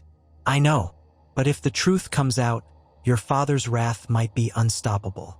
I'm trying to find a way to handle this quietly, but the truth has a way of emerging." Before William could reply, Robert called over his shoulder for them to hurry. Ned gave William a final, meaningful look, then spurred his horse forward. William mounted up, wrestling with the roil of emotions in his gut. He had not chosen this path. He had not asked to be the living testament to Robert's true blood. But here he stood, at the brink of a secret that could tear the kingdom asunder. They reached the city by midday. The sun beat down on the walls of King's Landing, and the bustle of the gates enveloped them once more. Robert parted ways with Ned, saying he would attend the council meeting later, and that in the meantime he had personal matters to see to. Ned bowed, spurring his mount toward the Red Keep. William lingered at his father's side, mind still spinning from Ned's revelations, uncertain whether to say anything yet. Robert rubbed at his eyes. "Your mother has been on my back about Joffrey's betrothal to Sansa Stark, about finances, about a million other nonsense things. If she corners me in that council chamber, I may strangle someone." He glanced at William, noticing his son's troubled expression. "What's the matter with you?" William shook his head. "I'm just sore from the joust, father," he lied. "Perhaps I should see the chirurgeon again." Robert frowned sympathetically. "I do that, then rest. You earned it. When I was your age, I didn't know the meaning of rest. But I suppose you're brighter than I was." He chuckled and waved William off. With that, they parted. William watched as Robert cantered away, accompanied by a small retinue. Uncertain where else to go, William urged his horse toward the stables, fighting the urge to rush to his rooms and bolt the door. He couldn't hide from this. The realm was on a knife's edge, and soon everything would tip. Once in the courtyard, he dismounted carefully. Stable hands came forward, bowing, and William gave them a polite nod. As he turned to go, he nearly collided with Petyr Baelish, who stood leaning against a stone pillar, arms folded, smiling in that mocking way of his. "My prince," Baelish said lightly, "you look quite pensive. Too many hunts, not enough rest." William adjusted his tunic self-consciously. "Lord Baelish, I'm surprised to see you out here." Baelish shrugged. "Surprise is my favorite pastime. Besides, I often find the courtyard is an excellent place to catch a glimpse of comings and goings. One never knows what intrigues might unfold." His gaze flicked toward the stables. "You hunted with the king this morning, yes?" William nodded. "We did.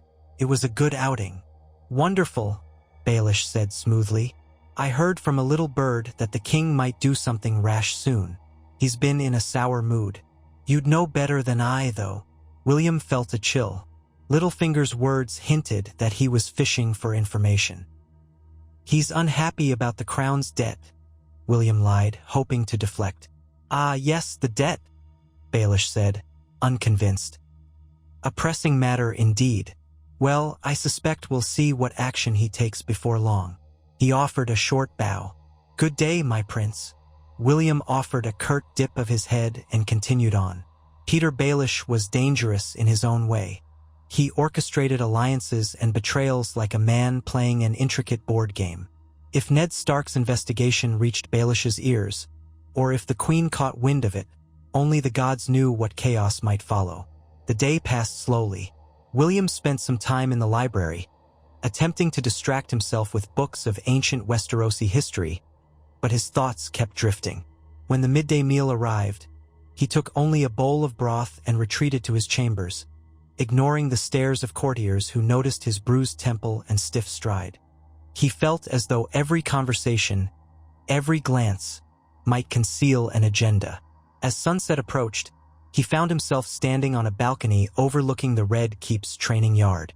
Below, he spotted Joffrey again, this time practicing archery.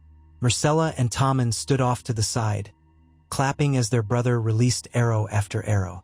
Joffrey shot well, though occasionally his form wavered. When he noticed William leaning over the balcony rail, Joffrey deliberately loosed an arrow that struck the target's outer ring, then stared up, arching an eyebrow as if to say, "Well, who's the better marksman now?" William gave a small shake of his head, unimpressed, then turned away. Myrcella's sweet laughter floated up as she and Tommen applauded, perhaps too eager to please their older brother. William felt a pang of protectiveness for them. Whatever happened when the truth came out, he didn't want them harmed.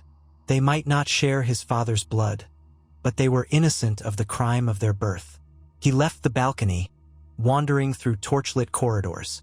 Servants lit lanterns as dusk fell, and shadows danced across the walls. He passed a few familiar knights. A couple of them greeted him warmly, complimenting his performance in the joust. Eventually, he found himself outside Ned Stark's new quarters, the Tower of the Hand. A pair of Stark guards stood at attention, giving William a respectful nod. He hesitated, uncertain whether to disturb Ned, then decided he had to speak with him. One guard knocked, then ushered William in. The chamber was modest but comfortable. A large table strewn with ledgers and documents, a window overlooking the city, a bed in the adjoining room. Ned sat behind the table, reading by lamplight. He looked up, brow furrowed. "William," he greeted, standing. "Come in." William closed the door behind him. "I needed to talk to you about what you said earlier, about the truth." Ned gestured for him to sit. "Let's speak plainly." William settled into a chair, heart drumming. "Have you told Father yet?" Ned exhaled slowly. "No, not yet. I've tried to find the right moment, but the council is always around him, or the queen. He's rarely alone. I also worry how he'll react. Robert has a temper." William nodded, the knot in his stomach tightening. "He could kill them all, my mother, my siblings." Ned's expression was grim. "If he sees it as treason, if he sees them as threats, yes, that is a possibility. I won't lie to you, my prince. Once the truth is revealed, events may move beyond my control. I'd hoped there might be a more diplomatic way to handle this." William felt anger stir in him. "Why reveal it at all, then? Why not let it lie?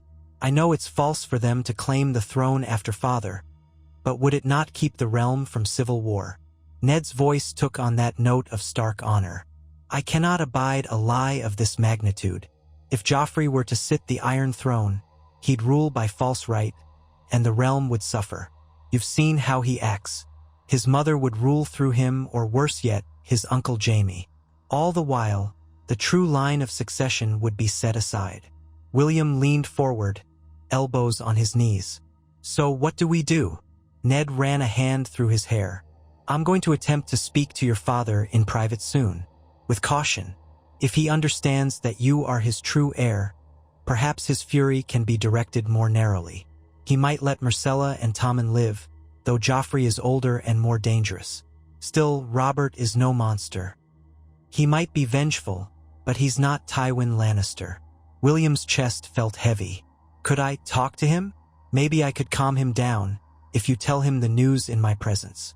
I could plead for my mother and siblings." Ned looked at him with soft pity. "I fear that might enrage him more, seeing you brought into it. You're the living symbol of his rightful line, and once he realizes the betrayal, he could see red." William's gaze fell to the floor. "Then what is left for me to do?" "Stay close," Ned said. "I'll arrange a time and place to speak with him. If it goes badly, if the Queen catches wind, I want to ensure your safety. Maybe you can intervene at the right moment." He paused, a flicker of uncertainty in his eyes. "But I must warn you, the moment the truth is said aloud, the Queen may act. She has eyes everywhere. She might see to it that Robert never hears the truth from my lips." William realized Ned was implying that Cersei could have Ned killed, or even Robert if it protected her children. A chill ran down his spine. "I see. So we are racing against the Queen's next move." "Indeed," Ned said grimly, "and racing against the likes of Littlefinger, Varys, the entire court. This place is a pit of snakes." They sat in tense silence. William took a moment to compose himself. "I'll wait for your word, then, and I'll try to keep my father away from the Queen as best I can." Ned nodded. "That might help. And William, be careful. If she suspects you know the truth, she might see you as a threat." William swallowed. "I already am in her eyes." He rose and Ned walked him to the door. Outside, the Stark guards resumed their posts, silent and watchful. William thanked Ned quietly, then retraced his steps through the corridors. Night had fully fallen, torches flickering along the walls. As he neared a bend in the hallway, he spotted a cloaked figure slipping out of a side door. He paused, curious.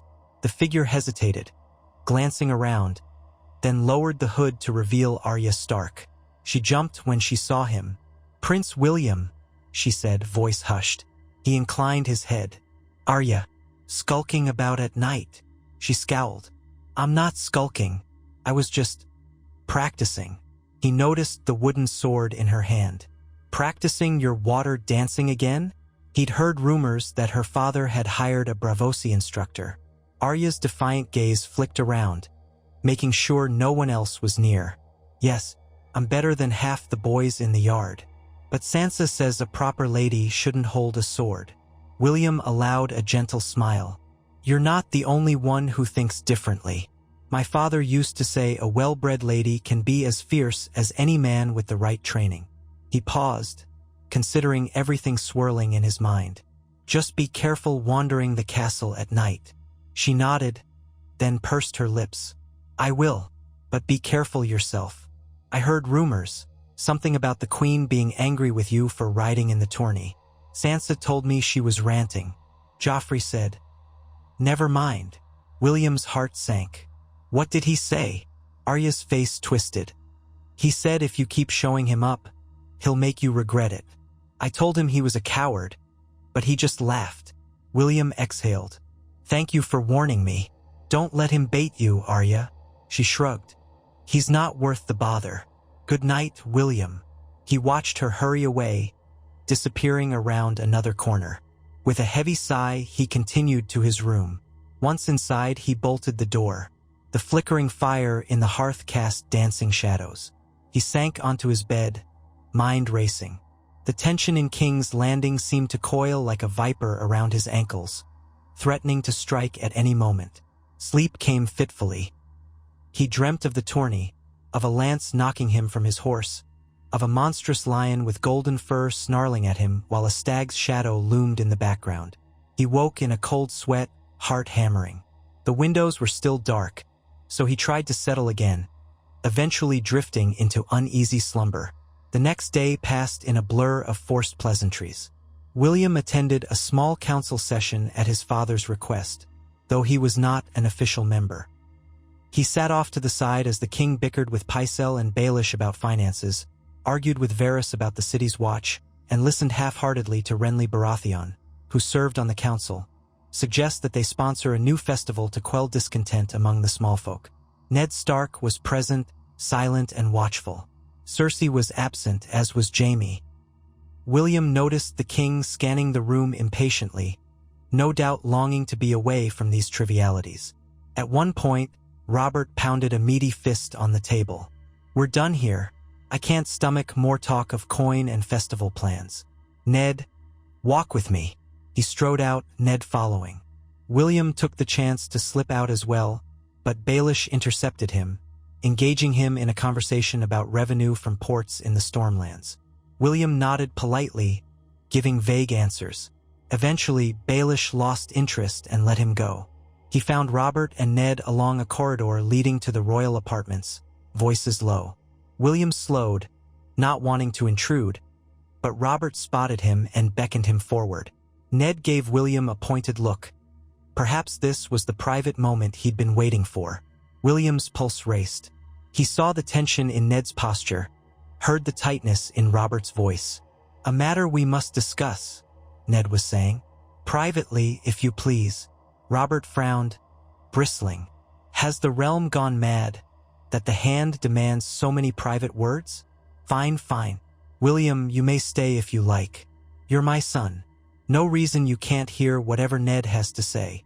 William swallowed hard, meeting Ned's gaze. Ned inclined his head in silent encouragement. They made their way to Robert's solar, dismissing the guards at the door. The room was richly furnished, decorated with hunting trophies. A table by the window held a flagon of wine and cups. Robert poured himself a generous helping, not bothering to offer any to Ned or William. He drank deeply, then wiped his mouth with the back of his hand. "All right, Ned, speak your piece. You look ready to face the headsman." Ned took a deep breath, glancing at William as if to gather courage. "Your Grace, I've uncovered certain truths about the parentage of..." Before he could finish, the door burst open. They spun around to see Cersei Lannister sweeping in, green eyes flashing. Behind her stood Jaime Lannister, clad in white Kingsguard armor, and two gold-cloaked guards. Robert's expression went from confusion to fury in a heartbeat. "Gods, woman, learn to knock." Cersei ignored his outburst, her gaze locked on Ned. "My Lord Hand, I must insist we speak immediately." She threw a cold glance at William. "And alone." Ned's jaw tightened. Robert glowered, setting his wine down with a slam. "What's the meaning of this, Cersei?" She advanced, chin held high. "Rumors swirl in this court, and I fear Lord Stark is behind them. I heard he's been reading genealogies, whispering about false heirs. Is that not treason?" William's heart lurched. She knew, or at least she suspected. Jaime's stance behind her was tense, his hand near the hilt of his sword. William inched closer to his father. Robert stepped forward, a vein pulsing in his temple. "Rumors? You'd barge in here with your guards for rumors? I'm the king, gods damn you." Cersei's lip curled. "You are the king, yes. And you must know what your hand is plotting. He means to undermine our children's claim, all for the sake of..." She cast a dangerous glance at William. "His own preferences." Ned held up a hand. "Your Grace, I merely sought a private word with the king. If you have nothing to hide..." "Nothing to hide?" Cersei said in a near hiss. "And what would that be? Or do you imply my children are not Robert's?" Robert's eyes widened in realization, turning to Ned. "Is that what this is about? By the gods. Ned, you were going to accuse my wife of infidelity right to my face." Ned tried to keep his composure. "Your Grace, I have evidence that Joffrey, Myrcella, and Tommen are..." "Stop!" Cersei snarled. "Not another word." She whirled on Robert. "If you let him speak treason, half the realm will hear it within hours. Do you want that? Do you want the bloodshed that will follow?" Jaime stepped forward, hand firmly on his sword hilt. William's pulse pounded so loudly he could barely think. He glanced at his father, saw the betrayal dawning in his face. Robert's expression twisted from confusion to anguish to rage. He stared at Cersei as if seeing her for the first time. "Is it true?" he asked, voice shaking. "Did you lie to me all these years? Are Joffrey and the others..." Cersei's jaw clenched. "They are my children, Robert, and they wear the name Baratheon. That is all that matters." A primal roar tore from Robert's throat. He surged forward, hand raised to strike her. But Jaime moved faster, stepping in front of Cersei, blade scraping free of its scabbard. The gold-cloaked guards rushed in, confusion filling their eyes. Should they defend the king or the queen? Ned seized Robert's arm, trying to stop him from doing something rash. William stumbled back, heart hammering. Jaime glared daggers at Robert, stance ready for violence. "Touch her, and I'll..." Robert ripped free of Ned's grip. "You'll what, Kingslayer?" He spat, his face purple with fury. "I should have seen this coming. You bedded my wife, sired her children, and let me raise them as if gods have mercy." He grabbed the wine flagon and hurled it at the wall, shattering it in a spray of red. "You dare stand in my presence with a sword drawn?" Cersei's voice trembled with suppressed rage. "You have no one to blame but yourself. You gave me no love, only drunkenness and whores. You cared nothing for me." Robert drew a ragged breath, fists clenched. "You lie to me, dishonor me, And call it my fault? He turned to Ned, face contorted with betrayal. Gods, Ned. How long did you know? Ned swallowed hard. I only confirmed it recently, Your Grace. I meant to tell you quietly, to handle this with. Shut up, Robert snarled, turning his attention back to Jaime. So what now, Lannister? You think you can kill your king? You've done it before with Aerys. Jaime's eyes narrowed. My oath is to protect the king. But if you strike the queen, William felt the tension snapping like bowstrings. He stepped forward, raising his voice. Father, please, let's not do this here. We can sort this out. Cersei whipped her head toward him. So this is your plan, is it? To stand by Robert, see your siblings executed? Are you so eager for the throne, William? Her voice dripped with accusation. Horror flooded him. That's not true, he said. I don't want them harmed. Jaime's sword arm trembled with barely contained wrath. You won't harm a hair on Myrcella or Tommen, you drunken oathbreaker. You want to kill children? Then come at me. Robert's face darkened, and for a moment, William thought he might lunge at Jaime, setting off a whirlwind of blood. Ned tried again, placing himself between them.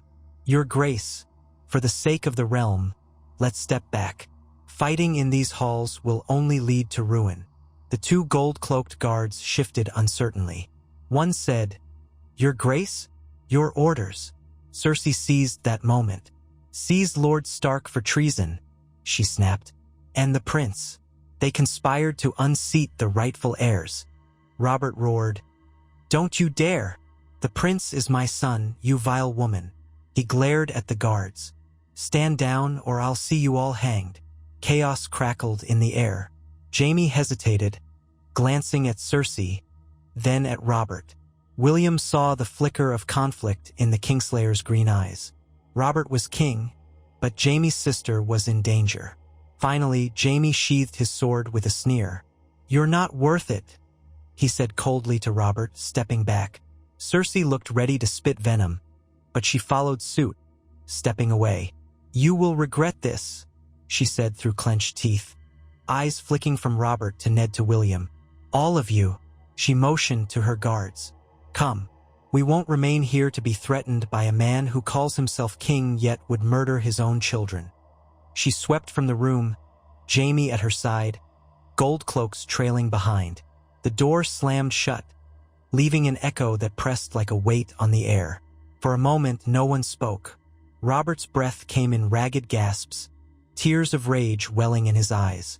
Ned stood pale and rigid, while William felt his knees trembling with the aftermath of near violence. At last, Robert let out a shuddering sigh. Gods be good, he whispered. It's all true, isn't it? Joffrey, Myrcella, Tommen. None of them are mine. His gaze flicked to William, face contorting. But you are.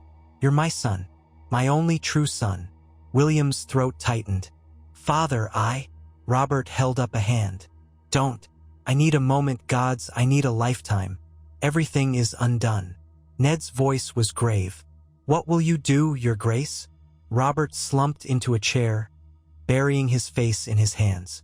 Cersei, that treacherous whore, she'll flee to Tywin, or she'll rally the gold cloaks.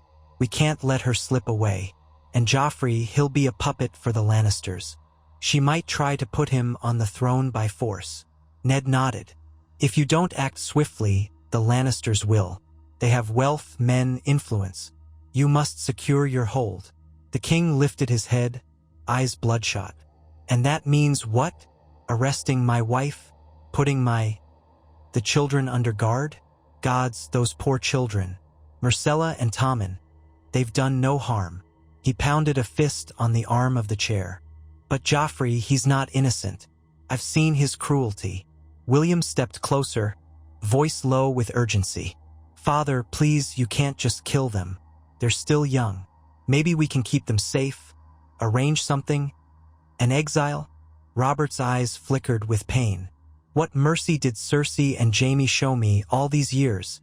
Letting me think. Letting me raise them. He grimaced, seeming to war with himself. I won't kill them, William, not unless they force my hand. but I'll lock Cersei away if I must. The realm can't fall to the Lannisters' schemes."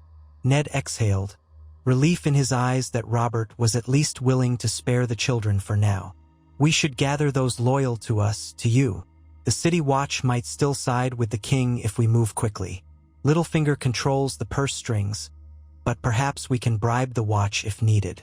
Renly Baratheon, your brother, might also be of help. He's a council member." Robert nodded wearily. "Send word to Renly. Tell him to come at once. I want the City Watch doubled, and I want a guard on Joffrey, Myrcella, and Tommen. Someone I trust, not the King's Guard. The King's Guard is compromised. Half of them are Lannister lackeys." Ned bowed. "Yes, your grace. I'll do it now." Robert turned to William. "As for you, stay close to me. You're my heir now. This changes everything. The realm must know it's you on the line of succession, not that golden-haired snake. But let's keep this quiet until we secure the city." William's mouth went dry. He was no longer just a prince overshadowed by Joffrey. He was now the rightful heir to the Iron Throne in the open. It was both exhilarating and terrifying. "I'll do as you say, father." Robert stood, his large frame trembling with emotion. "Come, Ned. We'll gather our forces and see to the Watch. William, fetch your armor if you must." The city could turn to chaos by nightfall. They departed, leaving the shattered wine jug and the acrid stench of spilled liquor behind. Outside, the corridors were in turmoil. Word of the confrontation might already be spreading. Courtiers scattered like birds, uncertain which side to align with. Guards from both Baratheon and Lannister factions eyed each other with mistrust.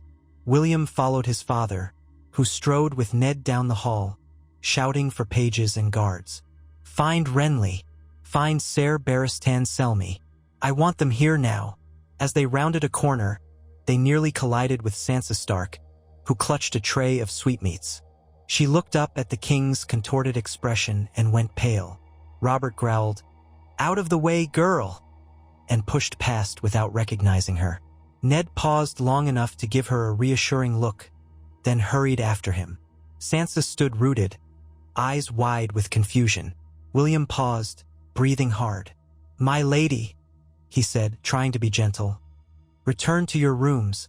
It's not safe to roam the castle just now." Sansa quavered.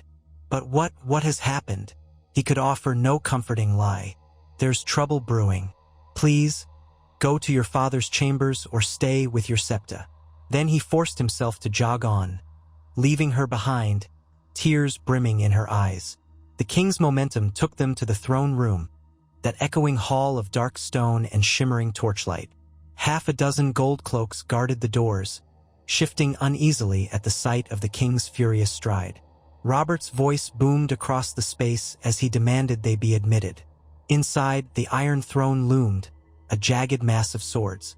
William felt a chill at the sight of it. So many fights over that seat. Ser Barristan Selmy was there, speaking in low tones with Lord Varys. They both turned as Robert approached, alarm flashing in their eyes. "Your Grace," Barristan said, bowing deeply. "You seem. Where is Cersei?" Robert thundered. "Has she fled to her chambers?" Barristan exchanged a look with Varys. Varys arched an eyebrow. "My sources tell me the Queen left the Red Keep not half an hour ago, along with her brother Jaime and a good number of Lannister guards. Word is they rode through the King's Gate, heading west." A deadly hush fell. Robert's face turned red with fury, but also with fear. "She's going to her father, to Casterly Rock. By the gods, she's kidnapped my children, too, hasn't she?" Varys wrung his hands, head bowed.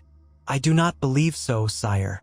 Prince Joffrey, Princess Myrcella, and Prince Tommen remain in their chambers. Cersei left in haste, accompanied only by Jaime and a few loyal men." Robert sagged in relief, though his rage still sparked. "Good. I want Joffrey, Myrcella, and Tommen confined to their rooms under guard, my guard. Bring them here if necessary. They are not to leave the castle." Barristan's face remained impassive. "As you command, your grace." He cast a glance at William, a hint of sympathy in his eyes, then quickly departed with a squad of gold cloaks to carry out the orders. Robert sank onto the steps leading to the Iron Throne, looking deflated. Ned placed a cautious hand on his shoulder. William stood, uncertain, watching the king wrestle with heartbreak and rage. For a long moment no one spoke. Varys hovered nearby, silent as a wraith. Then Robert lifted his head, eyes glinting in the torchlight. "We have to stop her. If she reaches Tywin Lannister, the realm will face open war. The Lannisters will raise their bannermen, claim I'm unfit to rule, or that I threatened to murder Cersei. They'll say anything." Ned rubbed his jaw. "She has a half-hour head start. If we send riders after her, it might spark the conflict immediately." Robert bared his teeth. "So be it. We can't let her escape with Jaime. The Kingslayer is sworn to the Kingsguard, and he's deserting his post. That alone is treason. Send the Kingsguard after them. Or the City Watch. I don't care who. Bring them back." Ned hesitated. "We'll have to be swift. But if Jaime and Cersei have a lead, and if they have enough men..." Robert snarled in frustration. "Then bring more men. Take them dead or alive. The Seven know I'd prefer them alive. But if Jaime resists, kill him." He shot a tortured look at William. "I'm sorry, boy, but we can't be gentle now." William, though reeling, forced himself to nod. "I understand, father. We have to preserve the realm." Robert rose, turning to Varys. "Spread the word. Any man loyal to the crown, gather to me. We ride tonight if we must. Ned, summon your guards. And find Renly. Tell him I want Lannister gold confiscated if we discover any in the city. I'll freeze their assets. They won't fund a rebellion out of my own capital." Varys bowed, voice soft. "As you wish, your grace." He drifted away, already plotting how best to accomplish that. Ned gave a brisk nod. "I'll prepare at once." They hurried out, leaving William alone with his father in the echoing throne room. Robert stared up at the Iron Throne, face twisted with regret. "I never wanted this, you know," he said, voice raw. "I wanted to smash Rhaegar Targaryen and avenge Lyanna. The rest was forced on me. Being king was a burden I accepted because it needed doing. But, gods, I never wanted this." William drew closer. "But you have it, father, and the realm depends on you." Robert snorted a bitter laugh. "What realm? A pit of vipers. My own wife betrays me, father's bastards with her brother. My council is full of backstabbers, and the only true child I have is caught in the middle." He turned to William, tears glistening unshed. "I'm sorry. I've been a poor father, I know, drunken and inattentive. But I'll fix this, by the gods." William swallowed hard, moved by his father's confession. "You haven't been perfect, but you're still my father. Let's fix it together." Robert's rough hand landed on William's shoulder, gentler than usual. "Yes," he whispered. "We do this together." They left the throne room side by side, emerging into corridors bristling with tension. Horns blew from atop the Red Keep's walls, summoning men-at-arms. Word spread that the king was about to make a proclamation regarding the Lannisters' flight. Some of the nobility whispered that war was inevitable, that Tywin Lannister would march his armies from the west to defend his children. Others speculated that Jaime and Cersei might return with an army to wrest the city by force. Amid the chaos, William couldn't help but think of Myrcella and Tommen, and even Joffrey. What would become of them now? Robert had ordered them confined. Would that be their fate, prisoners of the crown in their own home? He hoped his father would remain merciful. As the sun sank low over Blackwater Bay, King's Landing became a city poised on the knife's edge. Soldiers patrolled every street, banners hung limp in the wind, and rumors of the Queen's betrayal flew from mouth to mouth. Some cheered the news, for Cersei was never beloved among the common folk, but others recoiled at the thought of civil strife. The tension was palpable, like the charged air before a thunderstorm. That night, Ned Stark dispatched a company of gold cloaks and loyal knights in pursuit of Jaime and Cersei. He led them out personally, grim-faced, armed with a royal warrant. William saw them off from the Red Keep's gates, standing beside his father as torchlight flickered against the darkness. "Bring them back," Robert ordered Ned. "Alive if possible." Ned gave a stiff bow, his expression set, then led the riders into the night. Hoofbeats echoed on the cobblestones, fading beyond the walls of the city. Would they catch Jaime in time? William wondered. Or would the Kingslayer vanish into the night, leaving them to face Tywin's wrath? Inside the castle, Robert ordered Barristan Selmy to assume command of the remaining Kingsguard. "You're the only one I trust now, Barristan," Robert said. "I want you posted near Joffrey, Myrcella, and Tommen. They are not to leave their chambers, and they're not to be harmed either. If they try to flee, stop them." Ser Barristan bent a knee. "Your Grace, you have my word. I'll protect them and the city." Robert turned to William. "You're to stay in the royal quarters tonight, near me. If the Lannisters try anything, I don't want you vulnerable."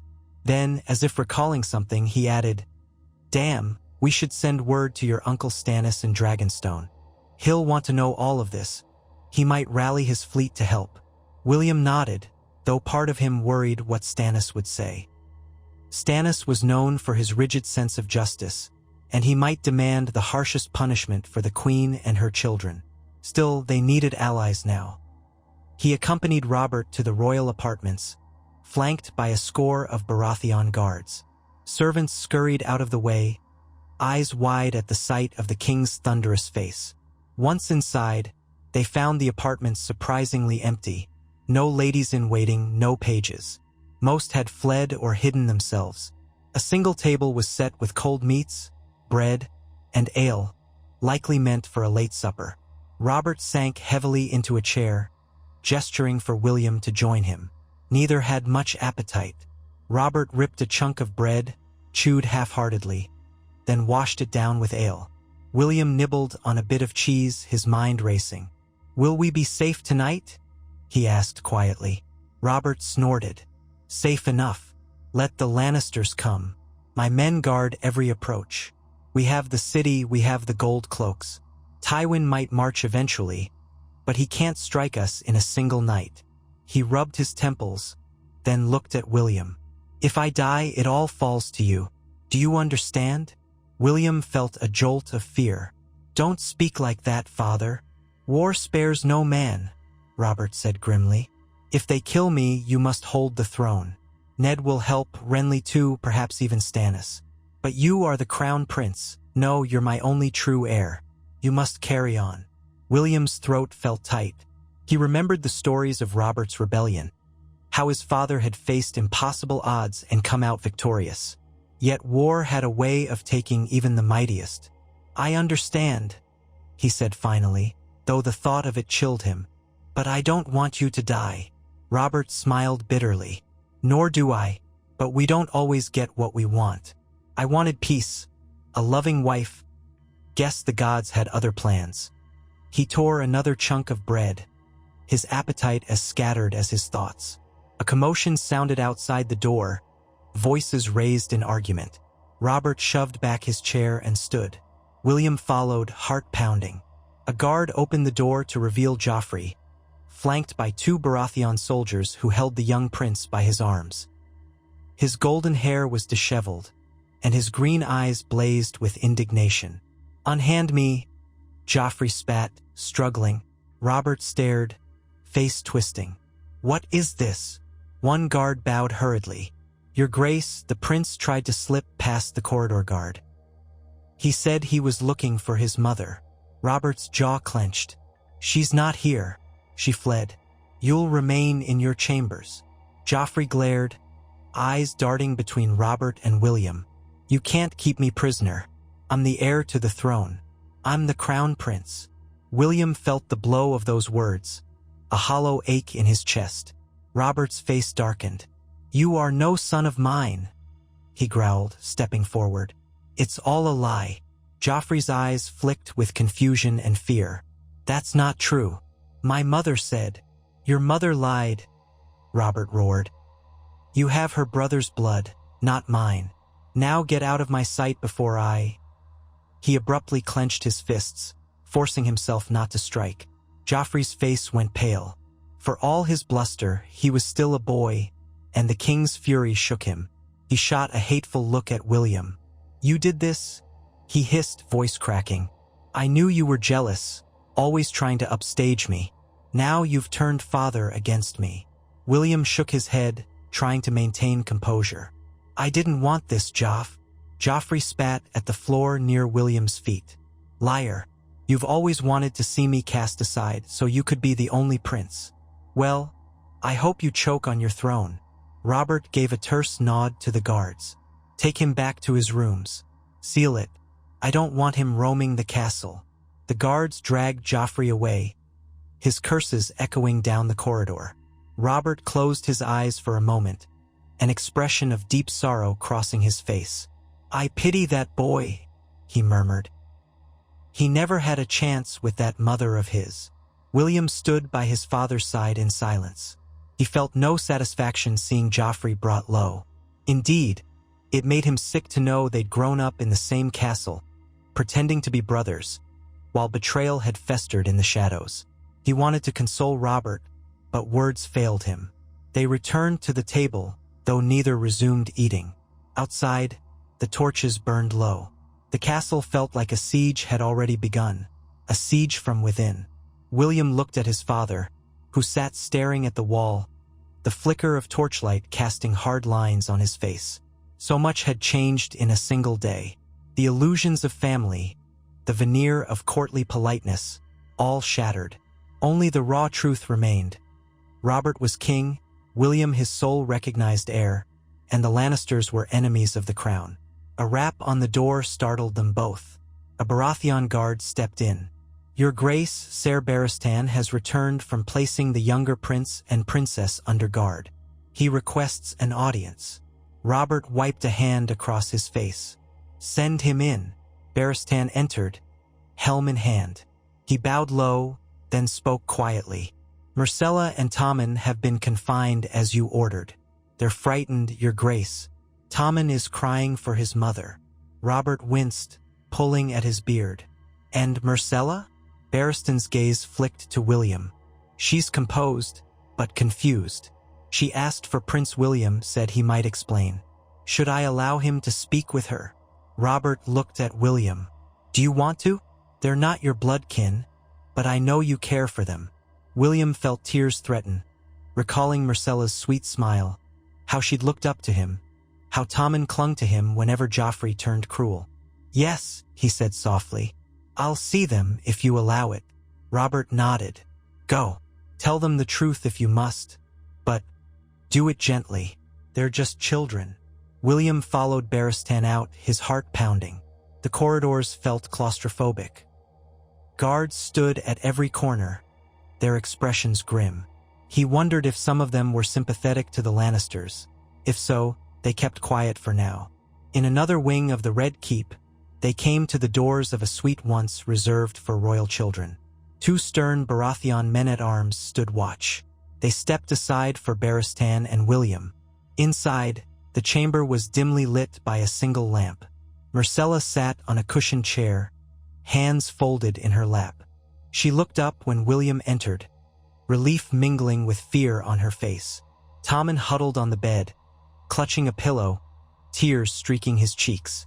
When they saw William, both stood, as if seeking comfort. Barristan lingered by the door, maintaining a respectful distance. William approached slowly, swallowing the lump in his throat. "Myrcella, Tommen," he began gently. "I'm sorry for all of this." Tommen rushed forward first, burying his face against William's torso. Myrcella followed, wrapping her arms around them both. "What's happening?" she asked, voice trembling. "Where is Mother? Where's Joff?" William rested a hand on Tommen's back, feeling the boy's sobs. "Mother and Joffrey. They're in trouble with Father. Joffrey is in his room. Mother left the castle." He crouched slightly, meeting Myrcella's worried gaze. "There are some terrible truths that have come to light. Father is angry because he found out you're not truly his children." Myrcella's eyes widened, tears welling. "What do you mean?" William's throat constricted. "You are your mother's children, But your real father is Ser Jaime. Father feels betrayed. He's worried the Lannisters might rise up against him. He doesn't want you harmed, but he has to keep you safe here. Myrcella shook her head in disbelief. That can't be. We've always been told we're Baratheons. I know, William murmured, voice thick with emotion. I'm sorry. I wish it wasn't like this. Tommen sniffled, looking up with tearful eyes. Will father kill us? Joff said father would kill us if he FO. William's heart twisted painfully. No, I promise I won't let that happen. Father isn't like that. He's hurt and angry, but he's not going to kill children. Myrcella nodded slowly, tears escaping her lashes. I don't understand. Where did mother go? William exhaled shakily. She fled, likely to gather support from her family. We have men out looking for her and Jaime. He paused, wiping Tommen's cheek. For now, you must stay here. Ser Barristan will protect you. I'll visit when I can. Tommen's grip tightened around William. I'm scared. William forced a reassuring smile he did not feel. I know, but I'm here. You'll be safe. They clung to him for a few moments longer, quiet sobs punctuating the tense silence. Barristan stood like a sentinel, face lined with compassion. Eventually, William guided the children back to the cushioned chairs. He found a fur blanket for Tommen and asked a serving girl, stationed just inside the door, to fetch warm milk or something soothing. Before he left, Myrcella touched his arm. Is it true that you're the heir now? He hesitated, nodding faintly. Yes, father said I am. She lowered her gaze, trembling. All my life, I thought Joff would be king. Then maybe Tommen. I never wished for the throne myself, but it was always our future. Now I don't know what we are. William wanted to say they were still family, but the ugly truth made that uncertain. You're still who you are, Myrcella. Nobody can take that from you. It was all he could manage. She drew a shaky breath. I hope you'll be a better king than Joffrey would have been. He took her hand gently, words catching in his throat. Thank you, he whispered, then rose, casting one last glance at the tearful Tommen. Leaving that chamber felt like stepping away from a battlefield of raw emotions. In the corridor, Barristan offered a small nod. You handled that well, my prince. William managed a hollow laugh. I feel like I handled nothing well, but thank you. He looked down the dim hallway. What will become of them? That depends on the king's will, and on whether Queen Cersei starts a war, Barristan said quietly. But I will guard them with my life. William believed him. Ser Barristan was a true knight, honorable to his core. Thank you, he repeated. They parted ways, Barristan returning to stand watch, William making his way back through the labyrinthine corridors to the king's apartments. On the way, he passed groups of guards, heard urgent murmurs about dispatches, about the gold cloaks securing the city gates, about potential riots if news of the queen's flight spread too far. He rejoined Robert, who still paced the room with angry energy. Renly Baratheon had arrived, a tall, handsome man with a casual charm. He stood near the fireplace, arms folded, listening to Robert's tirade. William caught bits of the conversation. Demands for money from the royal treasury, calls for Tywin Lannister's assets to be seized, talk of forging alliances with the Tyrells or the Tullys. Renly spotted William and gave him an appraising look, then offered a sympathetic shrug as if to say, Your father is in a state. Robert beckoned William over. We're discussing next steps. Renly suggests we reach out to Mace Tyrell for support. He might welcome an alliance if the Lannisters are out of favor. Renly nodded. The Tyrells are proud, and they dislike the Lannisters' stranglehold on the king's favor. If they sense an opportunity to back the true heir, that's you, nephew, they might align with us. Their armies are formidable. William scratched the back of his neck. And if the Lannisters strike first? Robert's jaw hardened. Then we hit back. Damn Tywin Lannister. He thinks he's the true power in Westeros, but I'm still king. I'll drown him in his own gold. Renly touched a finger to his lip. We should also consider the Tullys, given Lord Stark's wife is a Tully. The North and the Riverlands might stand with you, Robert, if war breaks out. William's head spun with the swirl of alliances, armies, and political maneuvers. He was only 16, yet here he stood, watching the 7 kingdoms shift around him like pieces on a board. Part of him wanted to hide, to cast off the burden of being heir. But he clenched his fists, reminding himself that if he faltered, others would suffer. Myrcella and Tommen depended on him now. Even Joffrey, in his twisted way, was at his mercy. The night wore on, with messengers arriving, scribes recording the king's declarations, lords milling in the outer chambers, uncertain which side would gain the advantage. Robert's anger simmered, sometimes erupting in threats against Tywin or curses aimed at Jaime. William hovered, offering what calm presence he could. Renly provided a welcome buffer, using his charisma to keep the lords cooperative. At some point near dawn, Ned Stark returned, exhausted from the fruitless chase.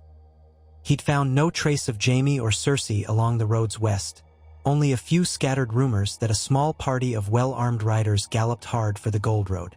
Ned's men had turned back, not wanting to press too far from the city without reinforcements.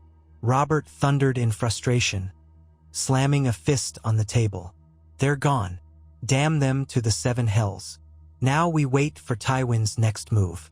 Ned's gaze flicked to William with a trace of relief. At least the boy was safe.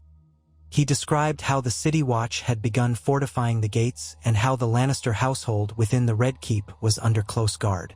We have some of their courtiers in custody, but that may mean little if Tywin decides to march. Robert sank onto a bench, rubbing his temples. I need sleep, but how can I sleep knowing that cunning bastard might already be planning an attack? Ned exchanged a glance with Renly. We'll handle the watch rotations. You should rest. You'll need to be at full strength if war comes. The king finally relented, rising unsteadily. He patted William's shoulder. You too, boy. Get some rest. We'll talk in the morning. Robert dismissed the gathered lords, who departed in low-voiced clusters, the tension still thick in the air. William walked Ned to the corridor. The older man looked more tired than William had ever seen him. Lord Stark, William said softly. Thank you for all you've done. Ned shook his head. I only did what honor demanded. I'm sorry it came to this. Civil war is the last thing I wanted. William nodded, feeling the weight of guilt. I know. You tried to handle it quietly. Maybe there's still hope to avoid war. Ned's eyes held a bleakness. Perhaps. But once the Lannisters gather, they won't surrender without a fight. Tywin is proud. He'll never let this slight go unchallenged. William looked away, thinking of Tommen and Myrcella. Then the gods help us all. Ned gripped William's arm gently. Stay strong. Your father needs you.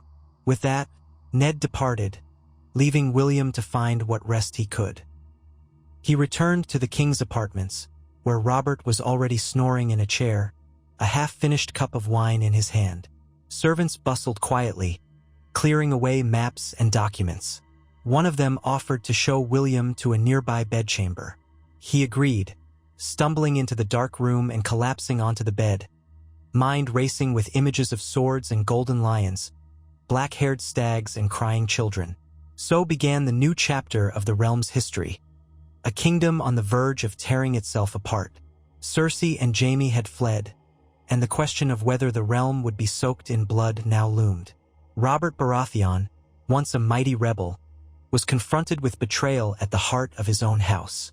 And William Baratheon, the true-born son, stood at the nexus of it all, bearing a crown of thorns that would not easily be removed. He longed for peace, for a chance to mend the wounds in his fractured family, but the tide of events dragged him onward, toward a future in which all the old certainties had crumbled.